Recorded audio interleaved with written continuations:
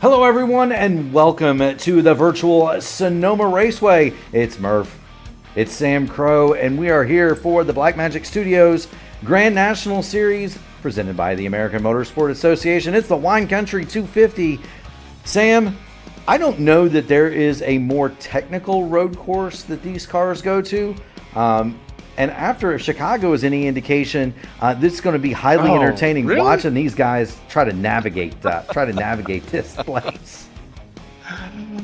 Oh, let's get it on left and right turnstile.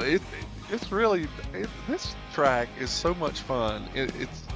I know there's a lot of people that are not fans of this particular track, but I'm a big advocate for Sonoma because I am still enamored with the old Riverside race course that a lot of people do not remember, but I remember Riverside, and I was very fond of Riverside. And so this was the next step after Riverside in California, and I have just come to enjoy it so much.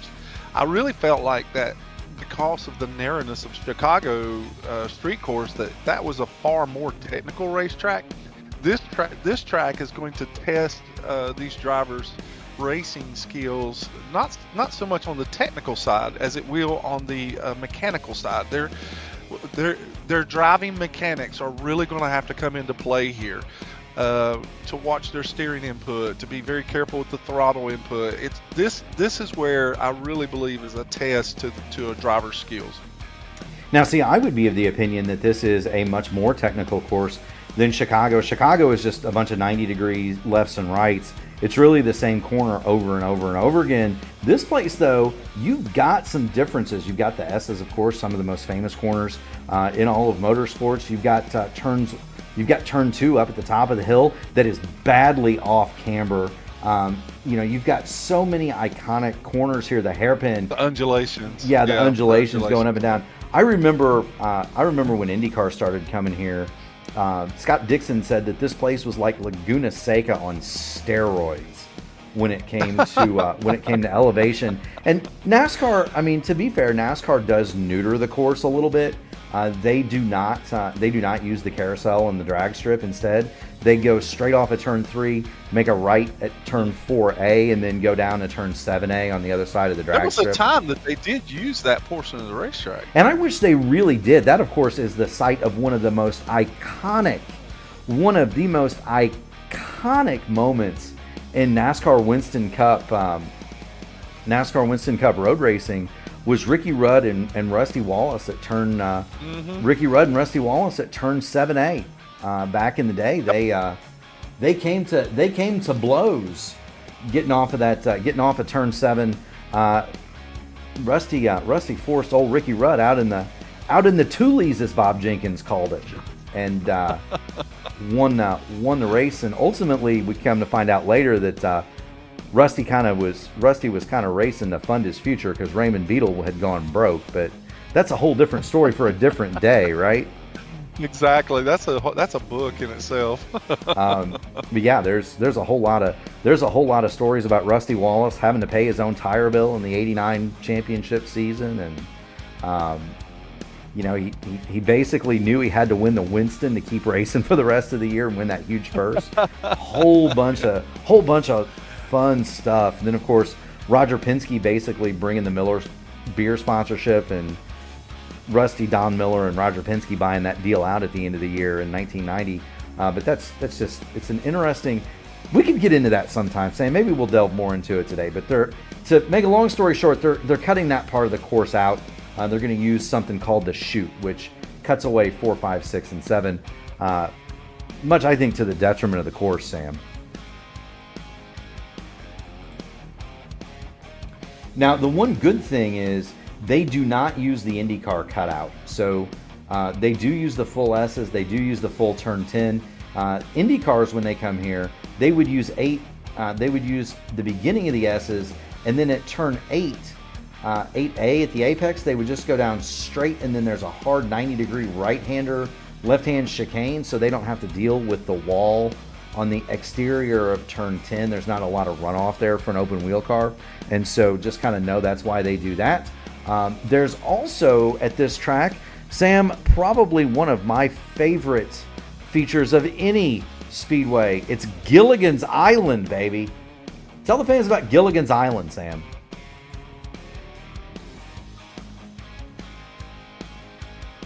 We might have lost Sam. I think we've lost Sam. Gilligan's Island is what we affectionately call the area in the middle.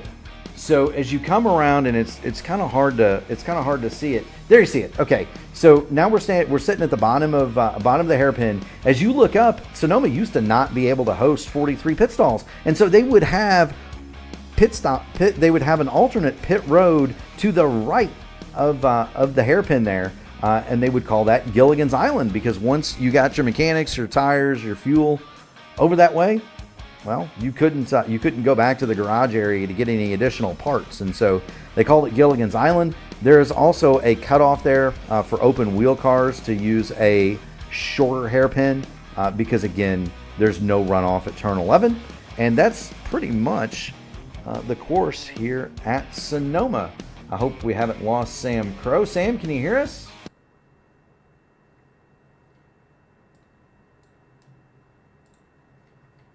I think we've temporarily lost Sam. And so as we wait, last week, of course, we did have the Loop 110 at Chicago Street Course. Logan Edwards was the victor. He also won the race at the Daytona Road Course. And so we have run 2 road races. Well, we've run 3 road races. The third race of the season was at Circuit of the Americas. Kyle Heath won that one. The last 2 road races have been won by Logan Edwards. And so Logan Edwards is in the field tonight. And even more importantly, Logan Edwards has done something that nobody else has done to this point in the last 7 or 8 races at least. He is faster than Ryan O'Donohue in practice. Ryan O'Donohue second quick in practice. Greg Evans, Joseph Klein, Matt Sizzler over from the NTRL series. He is 5th on the timesheets. Kendall Paul, James Hodgson, Justin Osterman, Lee Campbell, Troy Carricker, they round out the top 10. Then Pierce, Quarter, Hutchins, Dunlap, Dylan Godnez, Brian Sharp, and have all taken time. Sean Merriman is in the session. He has not taken time, and so that's kind of where we're at as we await the start of qualifications.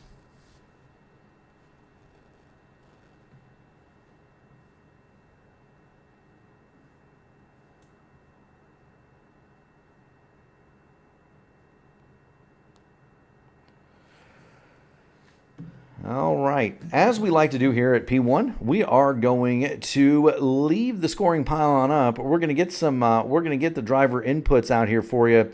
We're going to show our fans a tour of the Sonoma Raceway here in the wine country. As Sam was kind of mentioning, this track was the replacement for Riverside. We'll get on board Greg Evans as he goes out. This track was the replacement for Riverside when Riverside was redeveloped into a shopping mall. Riverside, of course, is down out in the outer Los Angeles area. This track, well, it's up in the wine country. It's very near San Francisco, and so it's often used. It's used as NASCAR's gateway into Northern California. Of course, NASCAR had raced in Ontario, Riverside. There's also the California Speedway that's now gone. So 3 racetracks in the Los Angeles area, not including the Coliseum, which is a football stadium, not a racetrack. But NASCAR has had venues in Southern California, but this has been a staple in Northern California as the replacement for Riverside. It came onto the Cup schedule in 1989, and of course that classic race between Rusty Wallace and Ricky Rudd in the 1989 season played huge in the championship for Rusty Wallace, and that was kind of its entree into big-time motorsports. It has held other races, for example, the GT World Challenge. The Trans Am Series has been here on several occasions, the Ferrari Challenge. There is a drag strip, and so you'll see that. It is just to the right. That building there is the bottom of the drag strip. There is an NHRA drag steering race. The Sonoma Nationals come here. They've also had World Touring Cars, the IndyCar Series, the American Le Mans Series, which is now the WeatherTech Sports Car Series, IMSA. The trucks have raced here. You've had MotoGP, you've had moto races here in Can-Am. But really, for the last 30 years or so, it's been stock cars as the staple here at Sonoma. And we're on board with Greg Evans. Greg Evans, now NASCAR, we mentioned it does run, they do run a shorter or a different course. Greg Evans is going through the area known as the chute. That's the part that cuts off turns 4, 5, 6, and 7 through 7A. And now he's going to go down through the S's. This is an iconic piece of real estate here at Sonoma. Through the S's, 8, 8A. Through turn 9 in one of the most difficult corners in all of road racing, turn number 10 here at Sonoma. You've got to get this right. There's no room for error, very little room to bail out, no runoff, and you've got to absolutely foot it down here because this is the best passing opportunity on the course. It's turn 11, which is the hairpin. Up through the gears, little fast flick left, turn 12. There's Barney in the flag stand. These corners here are very, very difficult. Turn 1, now turn 2, this right-hander is completely off camber and it wants to throw you and the car all the way off the course right there. This corner here as well, turn number 3, is also off camber, as is 3A. Again, all those first 3 corners want to push you away from the racing surface out in the runoff. This is really the first, I'd say, non-technical corner. That's 4A, and then you blast down through the chute into turn 7A, and that brings you back to the S's right here. One of the things that we've often kind of remarked, some of us that have been in racing, you'll notice that the landscaping here is all brown. That's because NASCAR typically comes here in the summer, and that's when all of the natural vegetation and grasses in California, well, they've all gone dormant. If you ever want to see a cool picture of Sonoma, Laguna Seca, something like that, Google a picture of spring testing at either one of those places. It will blow your mind. They've got this track actually has a herd of goats that graze on it in order to keep the grass down. But it's interesting to see these places green. You don't see that very often. Those are the laps for Greg Evans. He is currently second. Quick right now, Logan Edwards is the provisional pole sitter, and he is 0.3 of a second quicker than the next man, and that's Greg Evans. Now going to have a look at the 3 birdies machine. That's Matt Sisler. He is in the number 35, and he's going to have a look at maybe knocking his way up into the front 5 or 6. Greg Evans, of course, second. Ryan O'Donohue is third. Then Kendall Paul, James Hodgson, Dylan Godnez, John Hutchins, Sean Merriman, Troy Carricker, and Donald Green round out that top 10. But here's Sisler. He's working his way through that turn 7A area. Now down through the S's. We will jump into his cockpit to give you an idea of what it looks like for Matt Sisler when he gets down past turn 10 and you're facing that hairpin. Here it comes.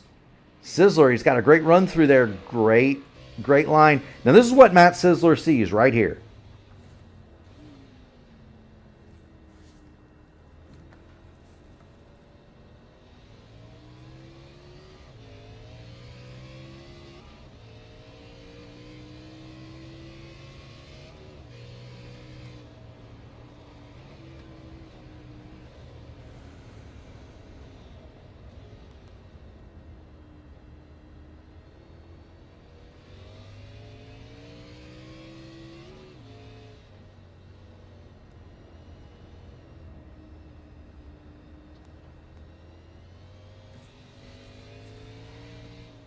It looks a little bit different from inside the cockpit as opposed to the roof cam. Of course, There's Matt Sizzler. He's going through the chute. That was turn 4. Now here comes 7A, and this is very difficult to manage because it's kind of hard to pick up a breaking point reference there. There are all sorts of different configurations. That's where the drag strip ends. That's where the drag strip ends, and there are 3 different ways that you can configure, 3 or 4 different ways that you can configure the course there, and so it's very difficult to pick up a breaking point because it's just pavement and curbing over there, and you can almost get lost as to where you are supposed to be. Matt Sizzler, though, he's not lost. He's going to bring it out of the hairpin. Here he comes down the front straightaway. The 3 birdies machine will take turn 12, cross the start-finish line, 119.368 for Matt Sizzler, and that's going to bump him up to 4th quick. Brian Sharp, Justin Osterman, Randy Dunlap, and Colby Pierce have not taken time, and with 2 minutes 20 seconds and change left in the session, I don't know that they will have a chance to take time. So there's Matt Sizzler. Do want to point out that we have ideal conditions for race today. It's hot, 82 degrees, 128 degrees on the track, but it is clear and there's not a ton of wind. It is out of the southwest, and that is going to blow across the racetrack. So it's going to blow toward the interior of the track as they go through from the front straightaway really down through 4A. It's going to blow them to the interior of the track. It's going to want to blow them to the right as they go on the backside of the track, 7A down to turn 11. It's going to want to blow the cars to the left. And so do keep that in mind. But it is a hot hot day in Sonoma here for these drivers. Matt Sizzler continues around, just getting in some practice, as I can imagine.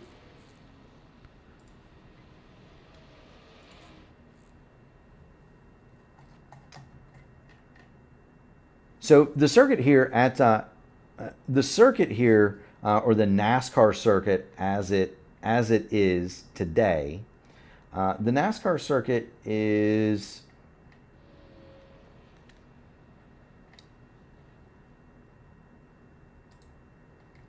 well. Do we have mileage on that? They actually don't have. Yeah, there we go. It's called the Club Circuit. Kyle, it's 1.99 miles. Kyle Larson has the track record here, 1 minute 13.629. There are a bunch of different configurations. The original long circuit of the Grand Prix course, that record is held by Marco Werner in an Audi R8, 2.5 miles, 1 minute 22.041. The IndyCar track record is held by Helio Castroneves, 1 minute 18.632, and that's on a 2.3 mile circuit.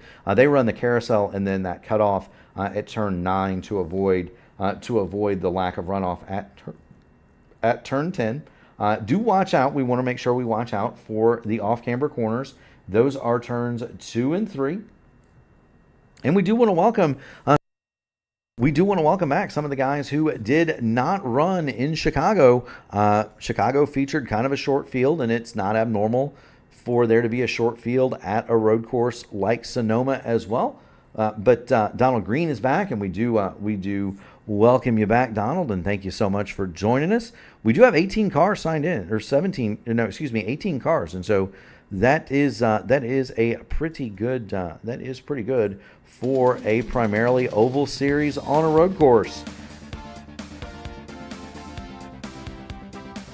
Speaking of primarily oval drivers on a road course, Logan Edwards is proving that he is primarily a road course driver in an oval series. Logan Edwards is on the pole. He did his lap 118.874. Greg Evans is going to start outside 119.111. So Greg Evans 0.3 of a second off the pole winning speed from Logan Edwards.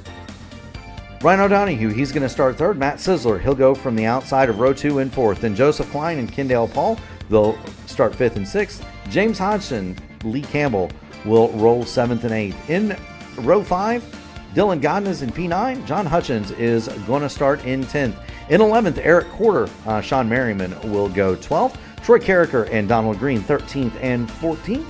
And there's Troy in the number 94 machine. In 15th, Colby Pierce. Justin Osterman is 16th. Justin Osterman 16th, Brian Sharp 17th, Randy Dunlap 18th. Pierce, Osterman, Sharp, and Dunlap did not take time in qualifying. Justin Osterman, due to a penalty from the Chicago round, does have a black flag to start the race, but that is your starting field. 18 cars here for Sonoma. Do want to thank everybody for tuning us in here tonight. We do know that you have a choice in entertainment on a Thursday evening, and so it's definitely heartening to see such a nice crowd here as they pull away. There's Logan Edwards. He's got P1 on the car today. We do thank Logan for that. I've been told that Logan Edwards also has my name and a quarter on the back of his car. So maybe if he comes, maybe if he's on the podium, we can ask him why I've merited a shiny quarter on the back of his Ford. But there he is.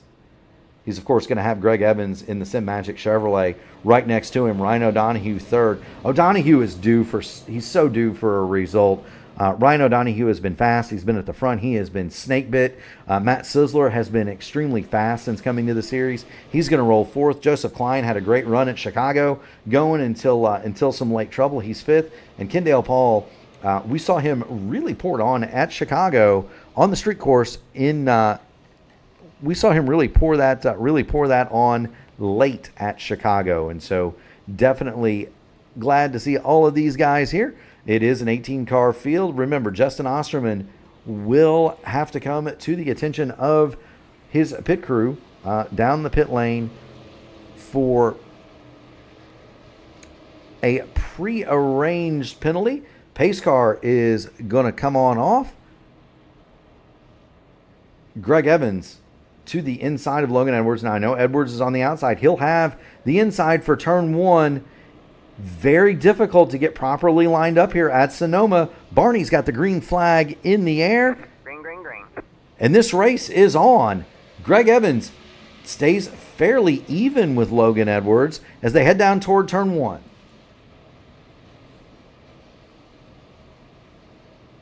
Up the hill, and these are the portions of the course that are so difficult. Off camber, turns 2 and 3. Very much off camber, very difficult. Logan Edwards, everybody safely through turns 1 and 2. As they work down into turn 4, we're going to get back to the front here because we've got a whale of a battle. That's Logan Edwards, Greg Evans. They're having after it for the lead. Ryan O'Donohue is the interested spectator. He's in third. Greg Evans, he'll slide through and make the move on Logan Edwards through turn 7. Move Greg Evans to the lead. Pole sitter Edwards is now second.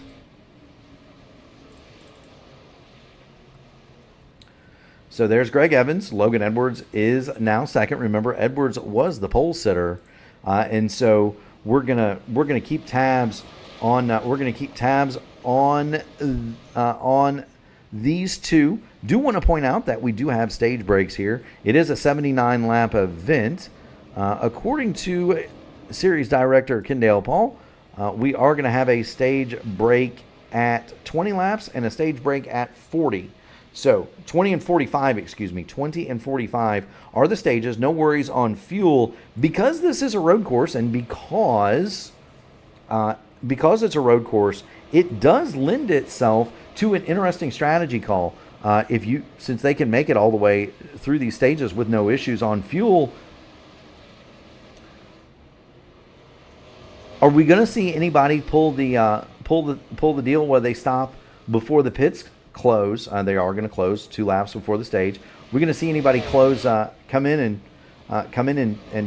and do their service just before the pits close, so that they can have track position for the beginning of the next stage. That's something that you might see here in the first stage coming to the second. Do want to report that Donald Green is already on pit lane with the meatball, and let's see what's happened to Donald. Here he is. He's coming through turn 10. He gets off. He runs it wide and hard into the interior wall And that's going to be day done and dusted for Donald Green, unfortunately. An end to his event. Also, Justin Osterman is on the pit lane serving his stop and hold. He was in his box 48 seconds. Osterman is going to go a lap down. Now, of course, he's going to be in position to get the lucky dog when the first caution comes out, and so that won't hurt him too bad. Donald Green has retired his automobile, but there's Osterman, and he's going to try to slot back in. That's behind Lee Campbell in P7 for the lead. It's now Greg Evans, Logan Edwards, and Joseph Klein has made his way to third. Ryan O'Donohue is back to fourth. I think Donald Green probably came in to check on my internet connection, is what it really was. He just had a kind spirit about him that he wanted to come and look in on it. Sam, you're back, my man, Sam. I'm telling you, the storms and internet service have been terrible in Western North Carolina over the last 2 days, and so you'll have to forgive me. I may be spotty in and out, but I am determined to try and be in here with you, Mark, and with the AMA drivers. I've been looking forward to this race. You know, I look forward to road courses just out of the variety, and these three up front here: Edwards, Evans, and Klein, and then Ryan O'Donohue right behind them. Matt Sisler looking on. These guys are putting on a pretty fierce battle for the lead. I wouldn't call it a duel because it's at least a trifecta. Logan Edwards drops back a little bit on Greg Evans. Evans made the move at the top of the hill up there, turn number 7, turn 7A. He made the move, made it stick. He smoked the right front a little bit, but he made it past Logan Edwards, and he has not been headed since. So Greg Evans is out. Well, we've also seen Logan Edwards at these road course races, whether it was the trucks at Lime Rock or whether it was at the street course of Chicago. Logan Edwards is a very methodical racer at these road courses, and he doesn't mind just waiting. He followed Ryan O'Donohue for a lot of laps at one of these road course races, only to take over the lead late in the event and drive away. So Logan will work himself up there to Greg Evans, but I also know Greg Evans likes to lead in these particular instances. So it's going to be interesting to see how it plays out over, or at least till at the last stage if both drivers are still up there. You know, we'll definitely see. You do want to point out that Justin Osterman managed to make things go from bad to worse. He sped exiting pit road after he served his 40-second stop and hold. And so he has just gone back through the pit lane. He's still one lap down. Randy Dunlap is also a lap down, but Dunlap is on pit lane under extended repair. He's been in his box for 2 minutes. We've still got the front three or four, the front three in contact. So that's Evans, Edwards, and Klein. Ryan O'Donohue runs it in fourth. Sam, Matt Sisler in the three birdies machine. He is fifth, and then you're gonna see guys on an island. There's Kendall Paul. We see one driver coming off of the pit lane right now. That is going to be Randy Dunlap, and there he is. He has effected repair to the 38 machine. Now that's a big deal for Justin Osterman, and here's why. Randy Dunlap was on the pit lane for 2 minutes and 18 seconds. He is, however, ahead of Justin Osterman on the racetrack. And so Osterman needs to get past Randy Dunlap so that he can get the lucky dog. And Osterman's not doing himself any favors. He goes off course there at turn 2, and that is a very difficult corner, Sam. Well, Mr. Excitement, if he doesn't have anybody to race around him, he'll just drive the race course into the ground. So he's not going to leave. He's not going to leave an event and not be able to live up to his moniker. You know, I ran the 24 hours of Spa with him, and we had a couple of good talks. Justin and I did about sometimes there's a time to race, and sometimes there's a time to not race, and sometimes there's a time to save the car, and sometimes not. Sometimes I got through, and sometimes I didn't. But Justin was a fun guy to do the 24 hours of Spa with, and you know he's. I enjoyed that race. That event was so much fun. I enjoyed it thoroughly. You know, I did too, Sam. But Osterman's got some work cut out for him. He's 26 seconds behind Randy Dunlap here in the early going, and he needs to get it in gear because there's going to be that competition caution at lap 20 Justin Osterman needs back on the lead lap. Back toward the front, there's Evans, Edwards, and Klein, 1, 2, 3 as they were. We pointed out Kendall Paul. He's about 5 seconds ahead of this guy. That's Lee Campbell in the number 44. Lee Campbell is driving along in 7th place. He's got James Hodgson just right He's in at a really nice, fun-looking livery tonight. James always seems to pull these liveries out of his hat. That's a great-looking paint scheme. Yeah, there he goes. What does that say? Voodoo Sweatshop? Yeah, Voodoo Setup Shop? I'm a big fan of those colors. Yeah, it looks really good. I do like that. I do like that on James. He's not going to paint my prototype like that, but it looks good on his stock Voodoo car. Setup Shop. Is Voodoo Setup Shop. Ah, there you go, Voodoo Setup Shop. So there's James Hodgson.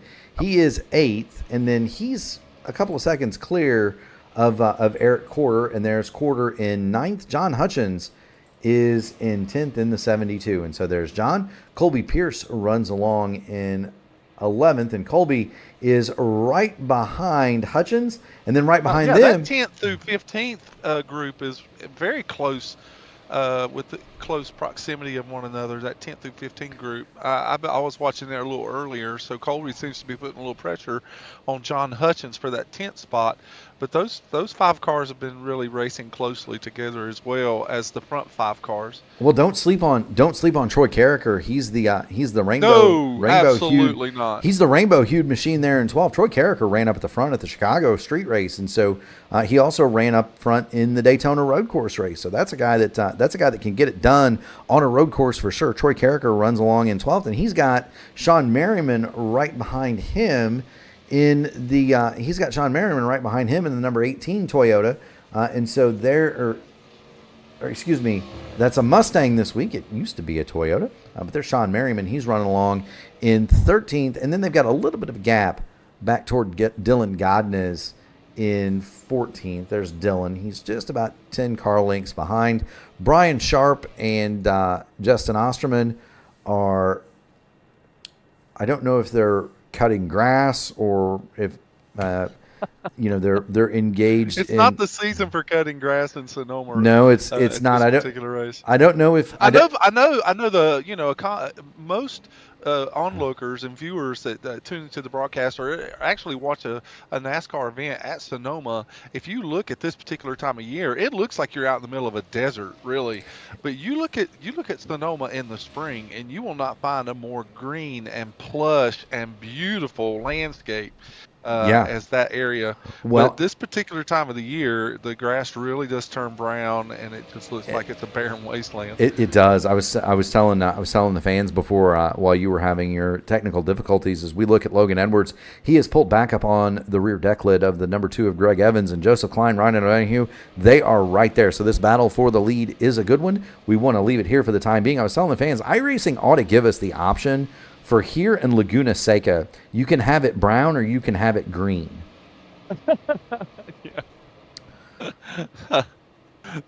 Because there's so many variations of some of these tracks, that would be kind of a neat thing. Yeah, you could have the wasteland, or you could have it in springtime, where it looks just absolutely lush and gorgeous. Of course, this is where a lot of vineyards are up this way too. There's a lot of grapes planted in those hills around this joint.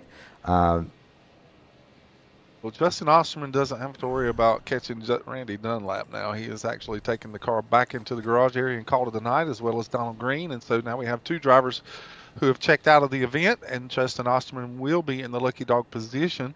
Well, maybe. Well, after Brian Sharp gets past, we may see something different. Now, maybe, because Brian Sharp, if you look at Brian Sharp, we'll get on the gearbox of Brian. Well, that's not a good shot. Let's do the blimp. There's Osterman and Sharp running along. You see those 4 cars coming along in the background with the 5th car? Those are the leaders. Exactly right. Those are the leaders. So they're gonna be to Brian Sharp and Justin Osterman here. That's within 10 laps. That's within 10 laps. They've caught the back of the field. Right. Now, a lot of Osterman's situation here is due to penalty. Let's make no mistake about that. He served both a drive-through and a 40-second hold here to start this race. But if Brian Sharp is to go a lap down, that just makes Justin Osterman have a much, much, much longer day indeed. Because then he's going to be 2 laps down, and that means... Well, he has to go all the way around the track and pass Sharp again within before lap 20 to get that lucky dog. He would. I have been hearing a lot of the drivers talking about just the track conditions tonight, and I'm sure that you covered track conditions during my absence, but 130-degree track temperature has really left these cars ill handling, to say the least. I'm sure these guys are going to have burnt rear tires. Yeah, it's not going to be very friendly to the rear tires of this car, especially when you're trying to get launch off the corners. No, it's not. It was 82 and 128 were the air and track temperatures during qualifying. It's 83 and 130 now. This is to the upper edge, actually, of what the sim will allow track to get to. I think the most that we've ever seen, the most I've ever seen personally, Sam, is 135 on the track. And at 83 degrees in the air, it just might get there. Oh, no, I would not doubt if it did. However, we have not quite. It's 147 in sim time in California, so you still have a couple of hours to get to the heat of the day. So you could very well be right. Yeah, I mean it may well inch close to maximum temperature. These cars, of course, very difficult to handle. In road racing trim, just in general. It's one of this car is. There's so much suspension travel as it is, and with that suspension travel, it makes the handling. Sometimes it makes it very ill to maneuver the car. But in these conditions, as you were so correct in talking about the undulations and the technical portions of the track, it really can throw the weight of the car around a lot and be a super challenge to the drivers. It can. We're watching. That's why I was referring to this race being more important about a driver's skill and handling. A lot of tracks we go to, the car has so much to do with where you're racing, the mechanics of the car. But this is a racetrack that really demands so much of the mechanics of the driver. It does. And do want to throw kind of a wrench, or not a wrench, but just a point of observation out there. This is probably of road circuits. Most drivers aren't going to be as familiar with Chicago street course, because this is really the only sim or game, or however you want to put it, Sam, where the Chicago street course exists. Mm-hmm. Sonoma has been in... And I just saw the announcement today that NASCAR is not going back to Mexico City or Chicago. Well, they're not going to go back to the Chicago street course. They own a perfectly... Not to the street course, of course. I was talking about the road course. Yeah, they own NASCAR owns a perfectly good oval in Joliet. Yeah, that's already the talk that they'll be back at Chicagoland. Yeah, they'll be back at the big oval in Chicagoland. They need to go back to Kentucky as well. I agree with that 100%. Be that as it may,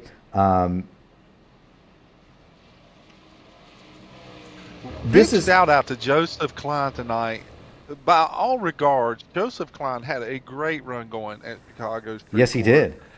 And it just seemed like he just got into a mix late in the event that just really just cost him a good finish.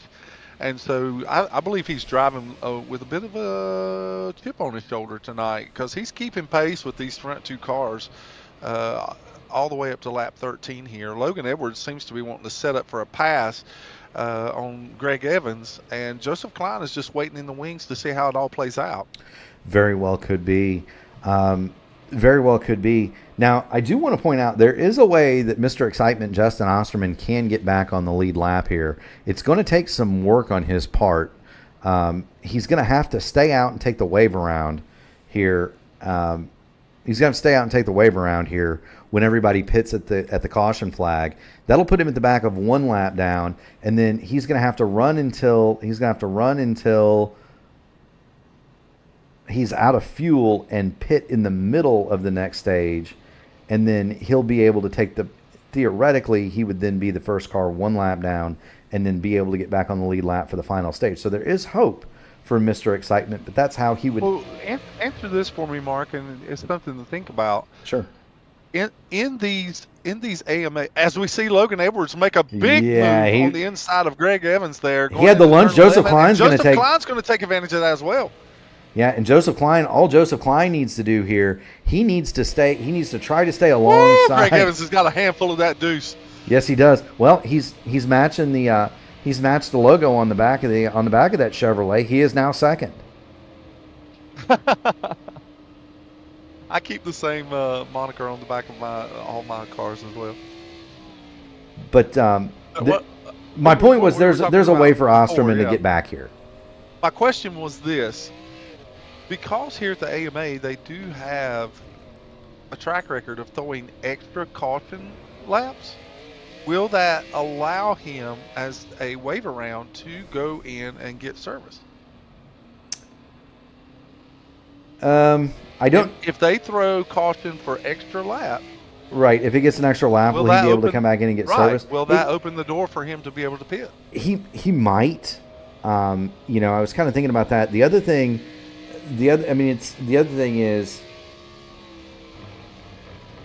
you might be able, if you took the wave around, to make the pit stop anyway, right before the green flag, because the penalty is just the tail end of the longest line. Well, he's going to be at the tail end of the longest line anyway. He'd have enough. But if you stay out numerous laps, you make it the pit open signal that you can go in and get service. That's possible, but you're only going to get waved around with one to go. Not if there's extra laps added. Right, that's true. I see what you're saying. I think that there's enough time here at Sonoma that if you got waved with one to go, that's my point. That you would be able to get all the way back around and make a pit stop and catch the tail end of the field again. Because it's under caution, it's going to be a 4-minute. It's going to be a 4-minute caution. I think. Oh yeah, easily. Yeah, the cautions here are going to take time, which to me would militate that they would not throw the extra caution laps. We've been riding on the roof of Joseph Klein as he throws the number 7 around behind Greg Evans. Evans now second. Logan Edwards is your leader. Ryan O'Donohue has dropped off the back of Joseph Klein quite a bit. You don't see he began to fade there a few laps before the pass for the lead, and I don't know if that's planned because he knows there's a stage coming up. I don't know if he used up his stuff early. Only Ryan Donahue knows exactly what his thought processes are in that regard. Well, and to be fair, Sam, he does have a huge advantage back to Matt Sisler. It's like 4-something seconds back to Sisler, and so maybe Ryan O'Donohue feels like, look, I may not have enough to go up there and mix it up with the leaders right now. I might have burned up my stuff. I might have hurt the tires and so on. Sir. Back it off, keep my powder dry, and we'll try again in the next stage. We'll learn something. So Ryan O'Donohue rides along in fourth, collect the stage points, survive and advance, right? Oh, absolutely. I noticed that our group that was from 10th to 15th has kind of gotten spread out now. Colby Pierce has actually dropped a few positions. He was battling it out there with John Hutchins for 10th at one point, but now he's dropped back to 14th. And Brian Sharp has slowly and steadily started to catch those guys. So it's interesting to see how these drivers are playing out their particular strategies or just surviving this hot racetrack. Yeah, there's Brian Sharp. He is 1 lap down. He and Justin Osterman, by the way, are well off the pace. Brian Sharp a minute 31.3. Osterman a minute 29.9. Leaders at 121. 121.5 for Logan Edwards. 121.7 for Evans and Klein. Ryan O'Donohue 121.8. And Joseph Klein now is making the move. Has made the move on Greg Evans. So move Joseph. Interesting. Yeah, move Joseph Klein into P2. Again, it plays into what you were saying just a moment ago. Maybe Greg's just said, okay. There was a portion at the beginning of the run where it looked like Greg was trying to pull away. He was trying to put some. Well, there he wasn't. Himself. That wasn't a let him go. That was a locked up the front brakes and slid it. Oh, really? Overshot I was watching some of the cars in the 10th and 11th position, so I didn't get to see it. Yeah, overshot. He overshot the hairpin, and then he tried to give it the welly to come off the corner and draw even with Joseph Klein and lit the rear tires up. So the tires on the Deuce might be a little angry at the pilot at the moment because he smoked the fronts and then he buzzed the backs. Any way you slice it, Joseph Klein has moved himself into second, and he'll have a go at Logan Edwards. Now, he was 0.7 of a second faster that last time through than Logan Edwards. Edwards got to be careful here. Yeah. Wow. The chase is on. Logan. There are some drivers, and they have tracks where they absolutely shine. And this could very well be that kind of track for Joseph Klein, is that he knows this race course, he's used to it, and it fits his driving style. So it's very possible that you could see something materialize out of the 7 being in second place tonight. Because he's really not allowing Logan Edwards to get away. No, he's not. This picture is from the P1 airship. You see Logan Edwards lead it. You see Klein second. What I was going to say was, kind of the wild card here, Sam, is that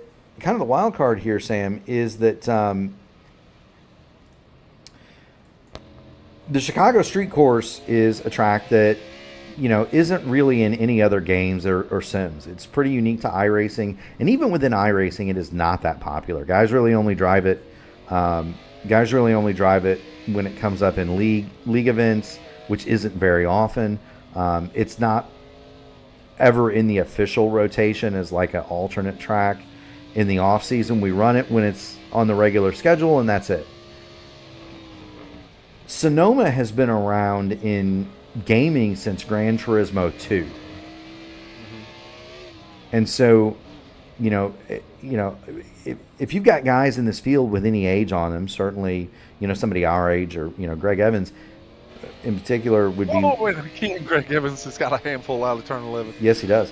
But the thing that I would say is, Greg Evans, right, myself, you, Sam, we've been driving at Sonoma in some form of a game, and there's Greg in third place, in some sort of a game or sim since we were teenagers, and we're not teenagers anymore, right? So we have a ton of experience here. It comes, somebody asked me, if I would ever run the 24 hours of the ring, and said, absolutely. Well, aren't you worried about learning the track? The Nordschliften, no, because of, Gran Turismo and Forza and Project Cars, we've been driving at the Nürburgring for a lot longer than we've had iRacing. And Sonoma is certainly one of those tracks. And so of all the road courses, you feel like that maybe this, Watkins Glen, there would be a ton of familiarity. Laguna Seca is another one where you'd have a ton of familiarity with those tracks just because they've been in past games, Sam. And of course, muscle memory in those instances really come into play because you already have that familiarization. Yeah, you most certainly do. We're looking at a guy that's got a ton of muscle memory. It's Joseph Klein. He is trying to chase down Logan Edwards, and there's Klein. He is second. The P1 broadcasting machine, I do want to thank Logan Edwards for that fine-looking paint job. He is leading the show out there in the 86. Mike Rigney checks in. He said, yeah, we had it back then, but iRacing perfected it. And then he gives us a smiley face. No, that's true, though. I mean, I feel like a lot of, don't discount some of the older guys around here when it comes to some of these tracks that have been around forever. One of my biggest challenges, Sam, is learning road circuits. Well, I don't have to learn Sonoma. You know what I mean? I don't really have to learn. I don't have to learn Laguna Seca because I've been playing it for 30 years. You know what I mean? Yeah, Laguna Seca. I have never been a very, very good at that particular racetrack. It's always been a nemesis to my road course racing. I've never been able to. And Joseph Klein decides he's going to stick it into the S's. Well, there. and he's looking at. He made up 3 car links there as they were coming up on the Brian Sharp car, and so he was going to try and take advantage of it. And now he's 1 car length off of Logan Edwards, but we're getting ready to take the yellow for the first stage. Well, we've got to get P10 through there. remember. So it might be another. Right. It might be another. Golly, Sam, it's going to be another 48 seconds. 45 seconds. Yeah. All right, let me take that back. 50 seconds to 10th place, Sean Merriman. Yeah. Well, and Almost a full minute. And the other bit is, Laguna Seca was an IndyCar racing too back in the day, but it was the original configuration of Laguna Seca where it was basically an oval with the corkscrew. Mm-hmm. Laguna Seca was not until recent times, the late 90s. Laguna Seca was not a tight, twisty. Was not the tight, twisty road course that we know today. It was more or less an oval with the corkscrew, and then there was a technical section. The technical section there, the last couple of corners before the start-finish line, but it was a flat-out blast through the Monterey County hills for most of its existence. I wish that they still had that configuration. It's a shame that they plowed those roads up. Logan Edwards is going to win your first stage. Joseph Klein is second. The yellow has flown. And Sam, we're going to get ready to see some pit stops. Brian Sharp will be the lucky dog. He is going to go to one lap down. Critically for Justin Osterman, he lost another lap. He will be 3 down. And so the news went from bad to worse for Osterman because he's kind of locked into that laps down cycle now, Sam, with only one more caution left. Right. Because Brian Sharp will be gaining the lap, and he'll be the lucky dog for at least the next stage, because there are no full course cautions at these races. Well, he's going to have to. The problem for Sharp is he's going to have to stay on the lead lap anyway, or he's going to have to not lose another lap anyway. The next stage is going to be about 20 laps long too. Brian Sharp lost 2 laps on the road in the last one, so he's going to need to pick up the pace if he wants to get back on the lead lap. We're watching the BMW pace car lead Logan Edwards around. He was the winner of the first stage. Klein, Evans, O'Donohue, and Sizzler, 2, 3, 4, and 5. Then Kendall Paul, Lee Campbell, James Hodgson, Eric Quarter, and Sean Merriman will round out your top 10. John Hutchins, Troy Carricker, Dylan Godness, Colby Pierce, Brian Sharp are the top 15. Justin Osterman runs 16th. Randy Dunlap and Donald Green 17th and 18th. They have retired for the evening, Sam. We've got 69 views in on the stream tonight. Do want to thank everybody for tuning it in. We know that you have a choice of things to do with your Thursday evening, and so thank you for spending it with us. If you haven't already done it, make sure you smash the like button on the video, ring the bell to subscribe to the channel so that you can be notified of all future P1 broadcasting events. And Sam, we've got a lineup. We've got a whale of a lineup ready for you. Now we're not going to personally. Yes. Well, we're not going to be here tomorrow night. So the whale of the lineup is that you and I get tomorrow night off. How's that? Well, with my internet connection the way it's been the last 2 days, I probably need it. We'll get you a tin can and some string, Sam. I was just at the point where I was getting ready to go grab a roll of Reynolds aluminum foil and stick it on the wires. There you go. I told somebody today I had to go to Home Depot and pick up some things for a project I was working on, and when I got to self-checkout, the machine decided to go on the fritz, and I was beginning to be self-conscious about my dealings with electronics. And the Home Depot worker came up and said, "No, this is not you. This is the machine's error." And so she fixed what was the problem. And I said, "Now you're cooking with Crisco." And she goes, "Oh my goodness, you're the first person that said that to me in so many years." Anyway, so you and I will not be here tomorrow. Saturday at 2, our good friend and fellow American Gary Gonzo is going to have the iRacing IndyCar Series from Montreal. That's going to be at 2 Eastern. Sunday night, we'll have the Votive IndyCar Oval Series. That's going to be at 8 o'clock from Twin Ring Motegi, and I'm really looking forward to that one. That's 8 o'clock on Sunday. Monday night, Jacob Collins and I will be at Laguna Seca for the IndyCar Open Series Top Split. That's at 8. That's going to immediately be followed by the Sim Gaming Expo ISRA Open Wheels Series at Legacy Atlanta. And then Tuesday, we're going to have the Techtopia Indy Oval Top Split. That's going to be from Iowa at 8:15. There is no race next Wednesday, and so blessedly, Ryan Eric King and I do not get to argue on Wednesday night, Thursday. We're going to be right back here for the AMA Black Magic Studios Grand National Series at Dover. 8:20 pre-race. 8:35 is the race start. Again, make sure you hit the like button on the video and ring the bell to subscribe to the channel so that you can get an alert for all of those future events. And Sam, we should be now one lap back to green. We see Dylan Godness. He is not going to make it off a pit lane. Dylan Godness is going to go a lap down. Wow. Brian Sharp still sits on pit lane, as does Justin Osterman. Both of those automobiles are under significant repair, but Dylan Godness did not beat the pace car out. He is going to be a lap down as we watch the pace car circulate here at Sonoma. And that's brutal for Dylan Godness. That's heart-wrenching, just simply that you wouldn't be able to get out because of the pace car. And so, well, the good news is there's another caution coming in 20 laps. Yeah, but now you're stuck here, and that's very true. You're caught in between the leaders on this restart because they're not going to send him back in that particular instance. No, and if I were Dylan Godness, I'll tell you what I'd do. I might just pull this thing down pit road, to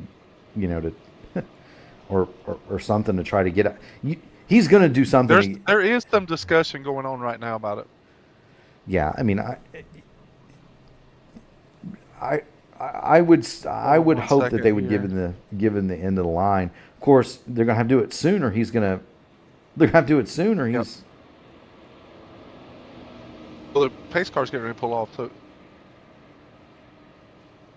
there is some discussion here. They're trying to get Dylan to...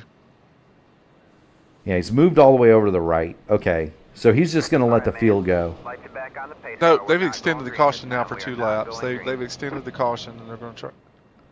They're going to extend the caution to get the field lined up. While they do that, Sam, why don't you and I take a quick break? We will be right back after these messages from Black Magic Studios. Simple.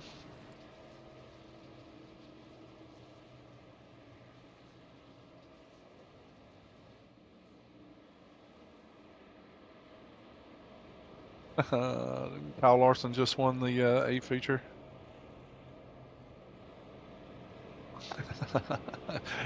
There's some good drivers at Eldora. I'm just saying there are some good drivers at Eldora. Yes, sir.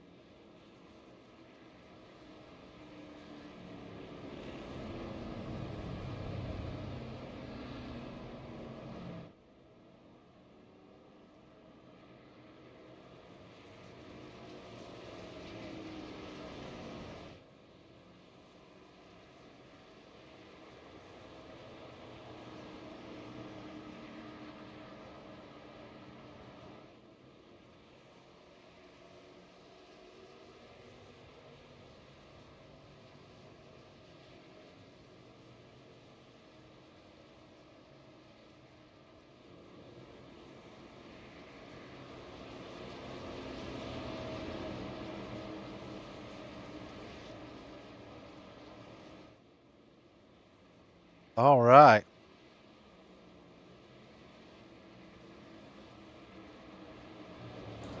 All right, Sam, the lights are out on the pace car. It's pulled off on the pit lane. The green flag is out. Logan Edwards, Greg Evans, they're going to go after it. They've got everybody lined up the way they want them. Logan Edwards smashes the loud pedal. Greg Evans spins the tires. We are back underway here at Sonoma.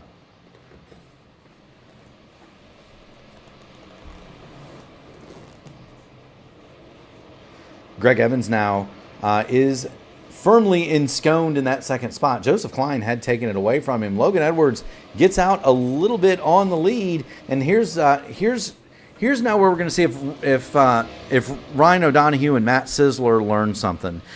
they've got the caution. They're back up to the front. They've erased those large gaps. Kendall Paul has gotten by Matt Sisler, though. On the restart, Kendall Paul now runs 5th, and you see him sneak into the back of that picture as we're focused on the battle between Evans Klein and Ryan O'Donohue. We work lap 26 of 79 here at Sonoma. So, Sam, have you been to a NASCAR road race?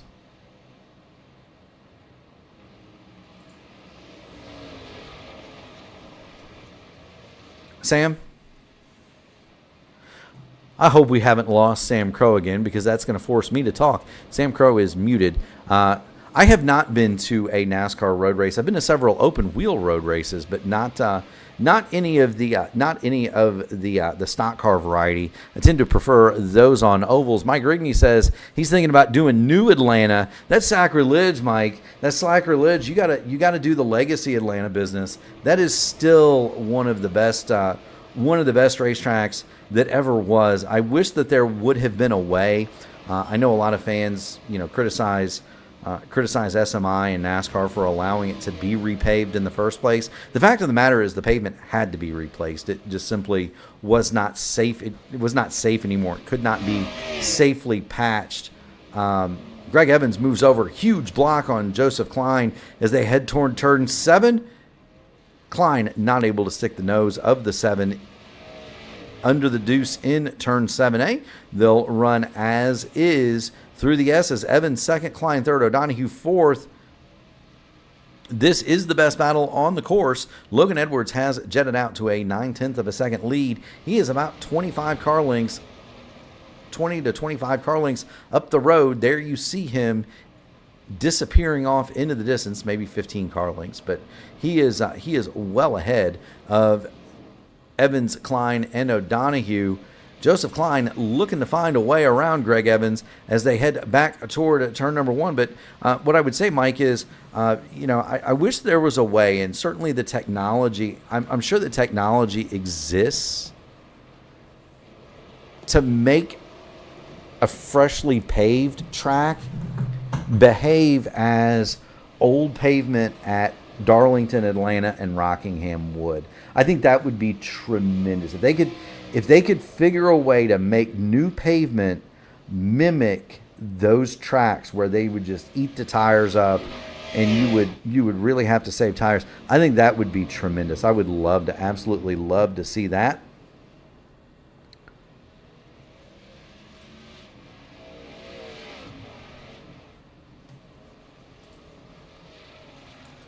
Just going to kind of look through the field here. We've been focused a lot on this front 3 because, well, that's where the action's been. Logan Edwards is your leader, and there's Logan in the 86. Greg Evans in the deuce is 2nd.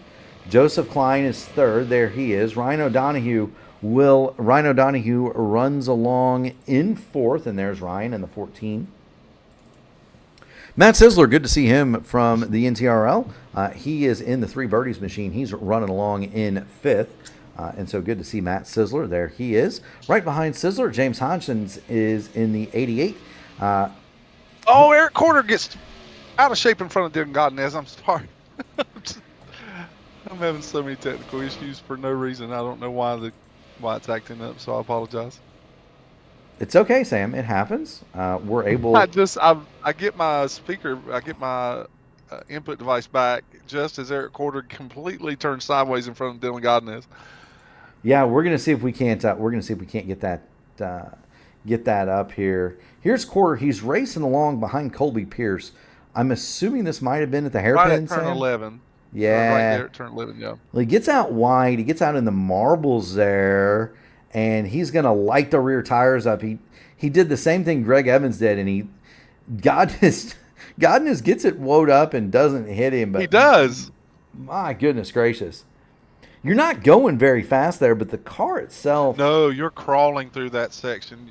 You really are. You are, but the car is under such load. Such load. To answer your question, I did hear your question, even though for some reason my mic had muted in Discord. But to answer your question, I have never attended a NASCAR event at a road course. I have never attended one. Now, did you Did you I go? was attending IMSA races at Charlotte Motor Now that was Speedway. going to be my next. That was going to be my next question. Yes. So you've been to the OG Roval with the IMSA races.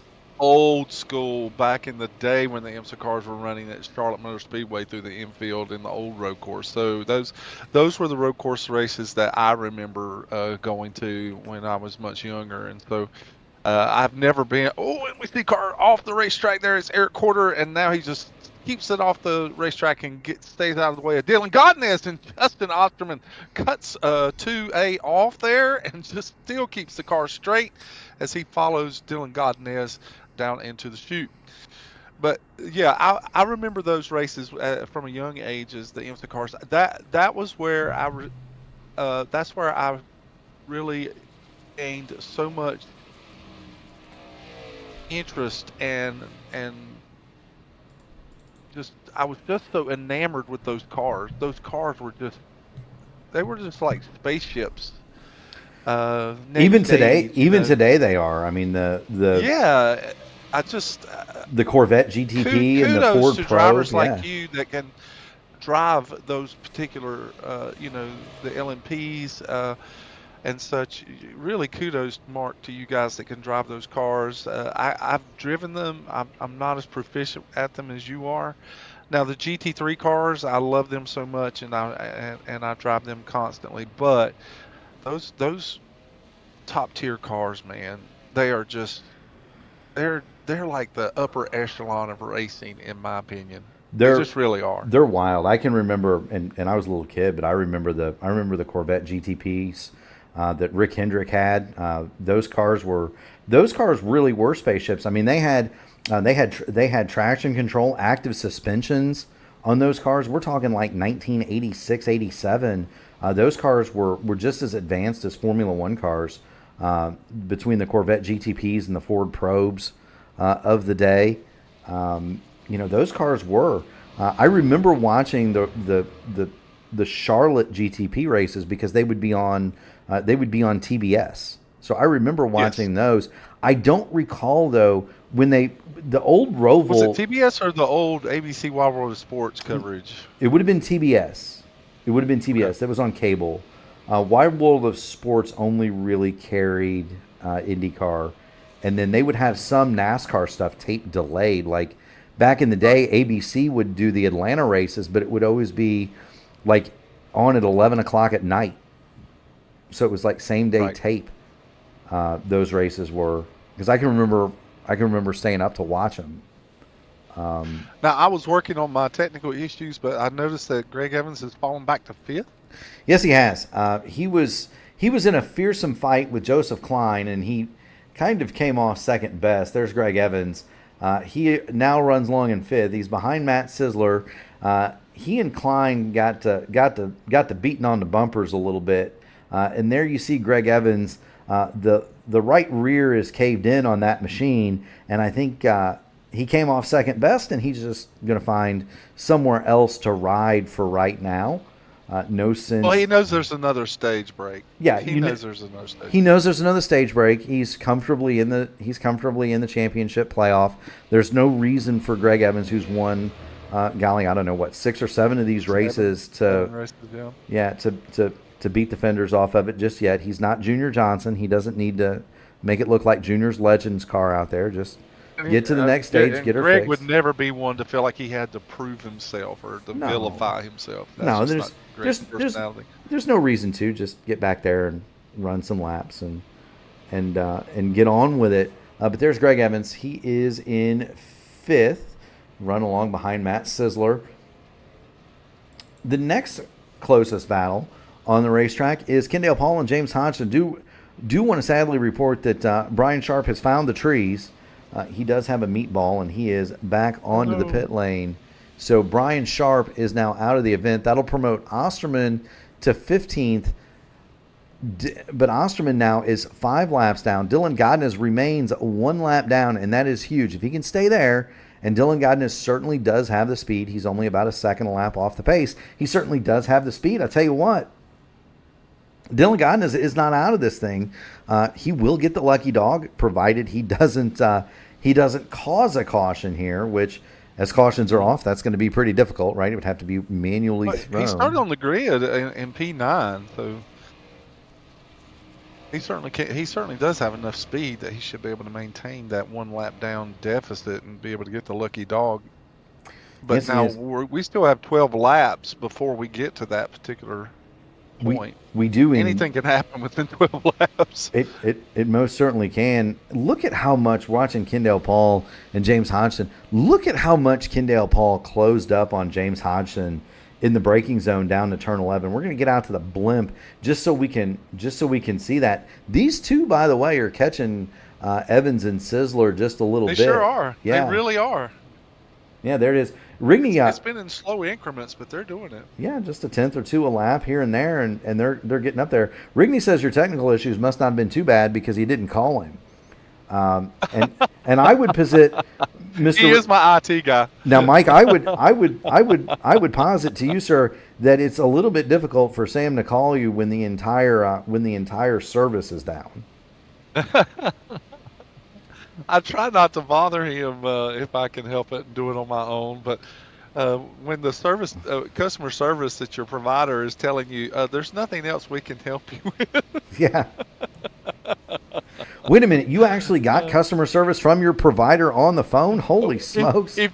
Now, that's qualified. That's qualified because if you consider automated chats customer service, and Greg Evans looks on the inside of Matt Sisler coming off of turn 11, and now he's going to back off and think better of it as they go down the front stretch and coming into turn 1. That's a look. He's trying to affect his angle into turn 1, which will affect his angle into the very difficult turn number 2. And see, there you saw it. You see how Sisler faded to the right? That was a very defensive move a little bit there by Sisler, too. Yes, it was. Cut a lot of that corner off. Yes, it was, but it put him on the wrong side of the track to make the corner. He had to check way up to get off. He gets wide here. He gets wide as he goes into the chute. Yes, he is. Greg Evans is going to have that spot in 3 laps. Just because you can make those moves to shut off those lanes here at Sonoma, but if you're on the wrong side of the track, especially in turns 2 and 3, with the way that those corners are sharp and off camber, you get your car out of position by so much as a car length, and you're just off the course and headed for a meatball over there. I mean, it's really easy to do. I'm going to jump on board Greg Evans just one more time to kind of show what I'm talking about as they head through. That is extremely fast through those S's. Yes, he is. Now watch, Evans hard on the brakes. He's going to close right back up. This is where Ricky Rudd decided to give Davey Allison a bit of a ride. And the only time that you will ever see NASCAR throw the black flag at the leader so that they could throw the checkered flag at P2, and then they awarded Rudd second place, if memory serves, did they not? That's exactly what happened. Yes, sir. It was one of the most controversial finishes at Sonoma in its history. Yeah, they never did that again. No, they didn't. No, it was the only time that that's ever occurred in those particular instances. I remember, Sisler way off the curb. Evans going to have a huge run. That really messed up his angles there, and Greg really closes up the gap. But this is a fast portion of the race course here for Matt Sisler. As they get into the chute, I've noticed that Matt Sisler has really been getting a lot better launch off of this corner here going into the S's. And Greg has been spinning the tires a little bit more, so we'll see how they handle it this time. Yeah, we will. It's kind of been a tale of two halves. See how the back of the car, the two gets really out of shape there? Yeah, it's almost been a tale of two different it is a tale of two different halves of the track.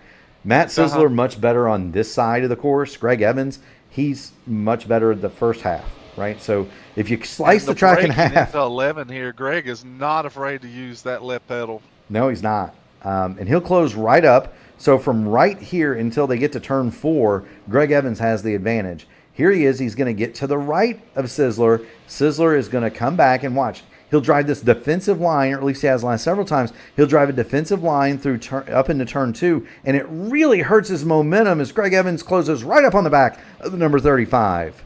Well, if he overdrives it there, then he overcommits the corner, so he knows that he can't defend the spot if he overdrives it in those particular instances. That's very true, and again, if you're out of position by so much as a car length right here, you're just going to be off in the fence. That used to not be a fence there. You used to be able to get up on top of the hill. God, what was his name? It was an Australian guy. Was it Marcus Ambrose? No, this is way back in the early 90s. Oh, I see. It was the Redcoat steel tubing car. Oh, wow. That is a memory, Mark. You never cease to amaze me with your memory. Anyway, he got up on the berm and got upside down, and Benny Parsons was the first man on the scene for ESPN. God, what was his name? And that's gonna bug me, Sam. You call the action. You're gonna stay with it, I can tell. Yeah. You call the action. I'm gonna figure this out. So what we see here with Matt Sisler coming off of turn 11, there's two different approaches to turn 11. Some drivers really like to hug the inside of that corner and really get close to those tire barriers and then launch off of the bottom, cutting the course as much as they can to save time. Whereas Matt Sisler takes a little different approach, and so he widens the car out a little bit coming off of turn 11 so that he can get into the throttle quicker and allows the car to move out toward the wall. And that's why you're seeing Greg Evans close in on that particular turn and try to make those passes on the inside because their approaches are so much different. But now you've got, again, Matt Sisler on this second portion of the racetrack going through the chute and coming into the S's. It does seem that he has more throttle control, keeping the back of the car stable so that he can get through quicker.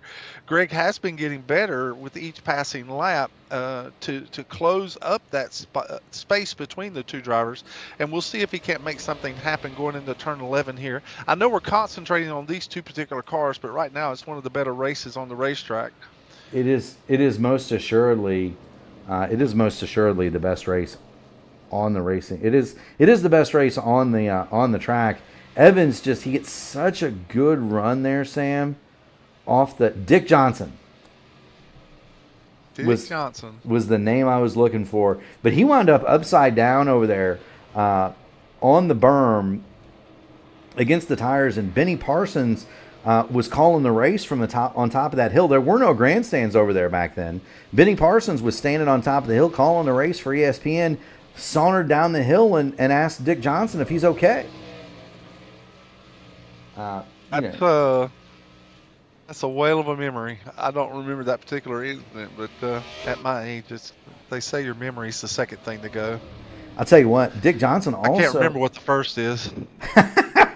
Dick Johnson also, of course, an Australian stock car driver, very well decorated down under. Dick Johnson also, his car appears in Days of Thunder several times because it was very similarly painted to the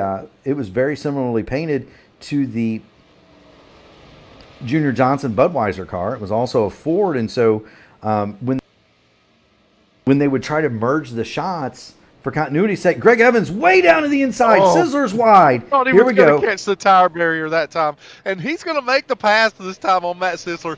I am so shocked that he missed that tire barrier. Yeah, if we could get a hood shot from his car, that was insane. Yeah, give me a second. Oh, and he almost takes out the cone. Well, here you go, Sam. Here you go. We're riding on the roof. We're riding on the roof cam. So here's Greg Evans. He's going to come down and make this pass. It's set up by the fact that Sisler goes wide and gets off in the dirt. I think Sisler saw him coming and diving it in there so hard. I think Sisler may have just been thinking, I need to get out of the way. Here goes. There goes the cone, and he did not miss those tires by much, Sam. He did not miss that. I don't know how he missed it. We see Sisler get the left sides off into the sand, and he does lose momentum there. Yeah, he does. That may be why Sisler lets him go. But look how close he gets to this tire barrier. How did he miss both of those? He didn't miss it. He didn't miss by much. There's going to be blue paint on that deuce when he goes back into the pit. There has to be. And Sisler's not out of the woods yet because he's got James Hodgson right behind him. But I was going to say, Dick Johnson appears in Days of Thunder because his car was painted so similarly to the Junior Johnson Budweiser cars. And so they would try to in order to make the camera shots have some continuity, because essentially they were splicing in stunt shots with footage from real races and so forth. His car appears in that movie a ton. How about that? Yeah. Now they've actually announced that there is going to be a Days of Thunder 2. Please no. Like, yes. Look, yes. I'm gonna opine that movie. I'm gonna opine a minute. So the first Days of Thunder was definitely Top Gun and race cars, which was fine. Like, and it was needed when it occurred in the sport. And when it was released in 1990, I was 9 years old, and I absolutely loved that movie. I think I went and saw it. Thunder? Yeah, I went and saw that movie in the theaters. Really? You enjoyed that movie?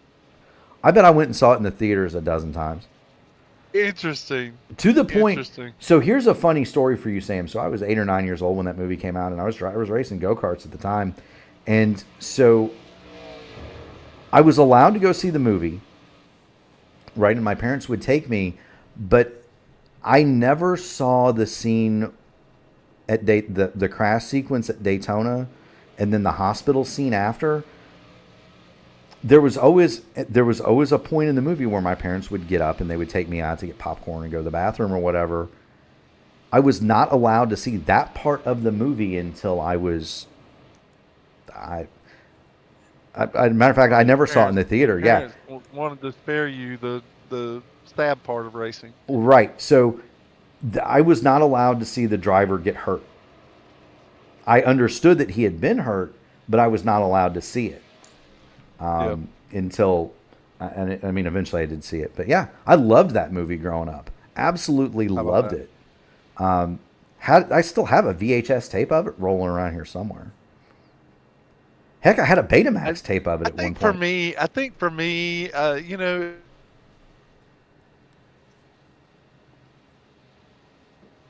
think Sam's appreciating some of the things about it, but just being it did for me. It did not capture the essence of stock car racing, in my opinion. There were little segments in there that I could appreciate, but the over dramatization about some things and the Hollywood little add-on, it just kind of took away some of it for me. I enjoyed Stroker Ace because I appreciate it for its comedic value. Well, and so here's the thing. Of course, so adding the real drivers, in Stroker Ace was really something that I appreciated a lot about that particular movie, because it was fun and whimsical, and it was a satire to be appreciated. But Days of Thunder, the dramatization really was a little bit too over the top for me. So for me, and that I love Stroker Ace as well. My Indy car for a long time in the sim was painted as Stroker Ace. The fun thing about Days of Thunder and the fun thing about Days of Thunder to me is, like the book Stroker Ace, it actually is meant to tell a real story or real stories. Oh, I agree with that. Yeah. Right, and so Days of Thunder was, it's very thinly disguised as Tim Richmond, right? Right, and Harry Hyde, and right, there was a lot. Rick Hendrick. Later on, I could appreciate their approach to those particular people in their lives and their attachment to NASCAR, and after watching it, I could see some of the similarities. But at the time that it was done, I felt like it was well over. Well, and that's true. And you got to remember too, Tim Richmond at that point had just passed away when that movie was released. Mm-hmm. Right, yes. And so, Greg Evans gets loose on the front stretch, and Matt Sisler really closes in on him. He's not been able to drive away from Matt Sisler here. He's not drove away at all. Well, you wonder. In fact, Matt Sisler's closed back in on him. You wonder if he's got some kind of damage, or he's got some kind of damage. What you had talked about with Joseph Klein, I didn't get to see that particular incident, but it could very well be the case that as he swings really wide here going into the chute. Yeah, we're looking off the nose of Matt Sisler, and this is a Days of Thunder shot. If you ever saw one, you can see how bent up the right rear of Greg Evans' car is from Yes, sir. that camera angle, and really, I don't. Normally, we would say, well, it's probably not hurting him all that much, but is it something where? Well, as significant as it is for his car, how's it not slowing Joseph Klein down? Because Joseph Klein has been right on the bumper of Logan Edwards this entire event. Well, there's damage to the nose of Joseph Klein too. You can see it. Ryan O'Donohue, you caught a glimpse of him running up along in third just there. But this is a battle now. Evans fourth, Sizzler fifth, Hodgson sixth, and Kendall Paul is not too much off the back of this fight. Hodgson has been like a clock. He's been like a Tissot watch. He is absolutely methodically just been clicking off a little bit closer. Every single lap he's been able to get himself up here with these two drivers. A Tissot watch, Sam? Yeah. Oh, me. Don't tell Cone I'll have a new watch. I won't say Mark Cone. No, I only said that just for him.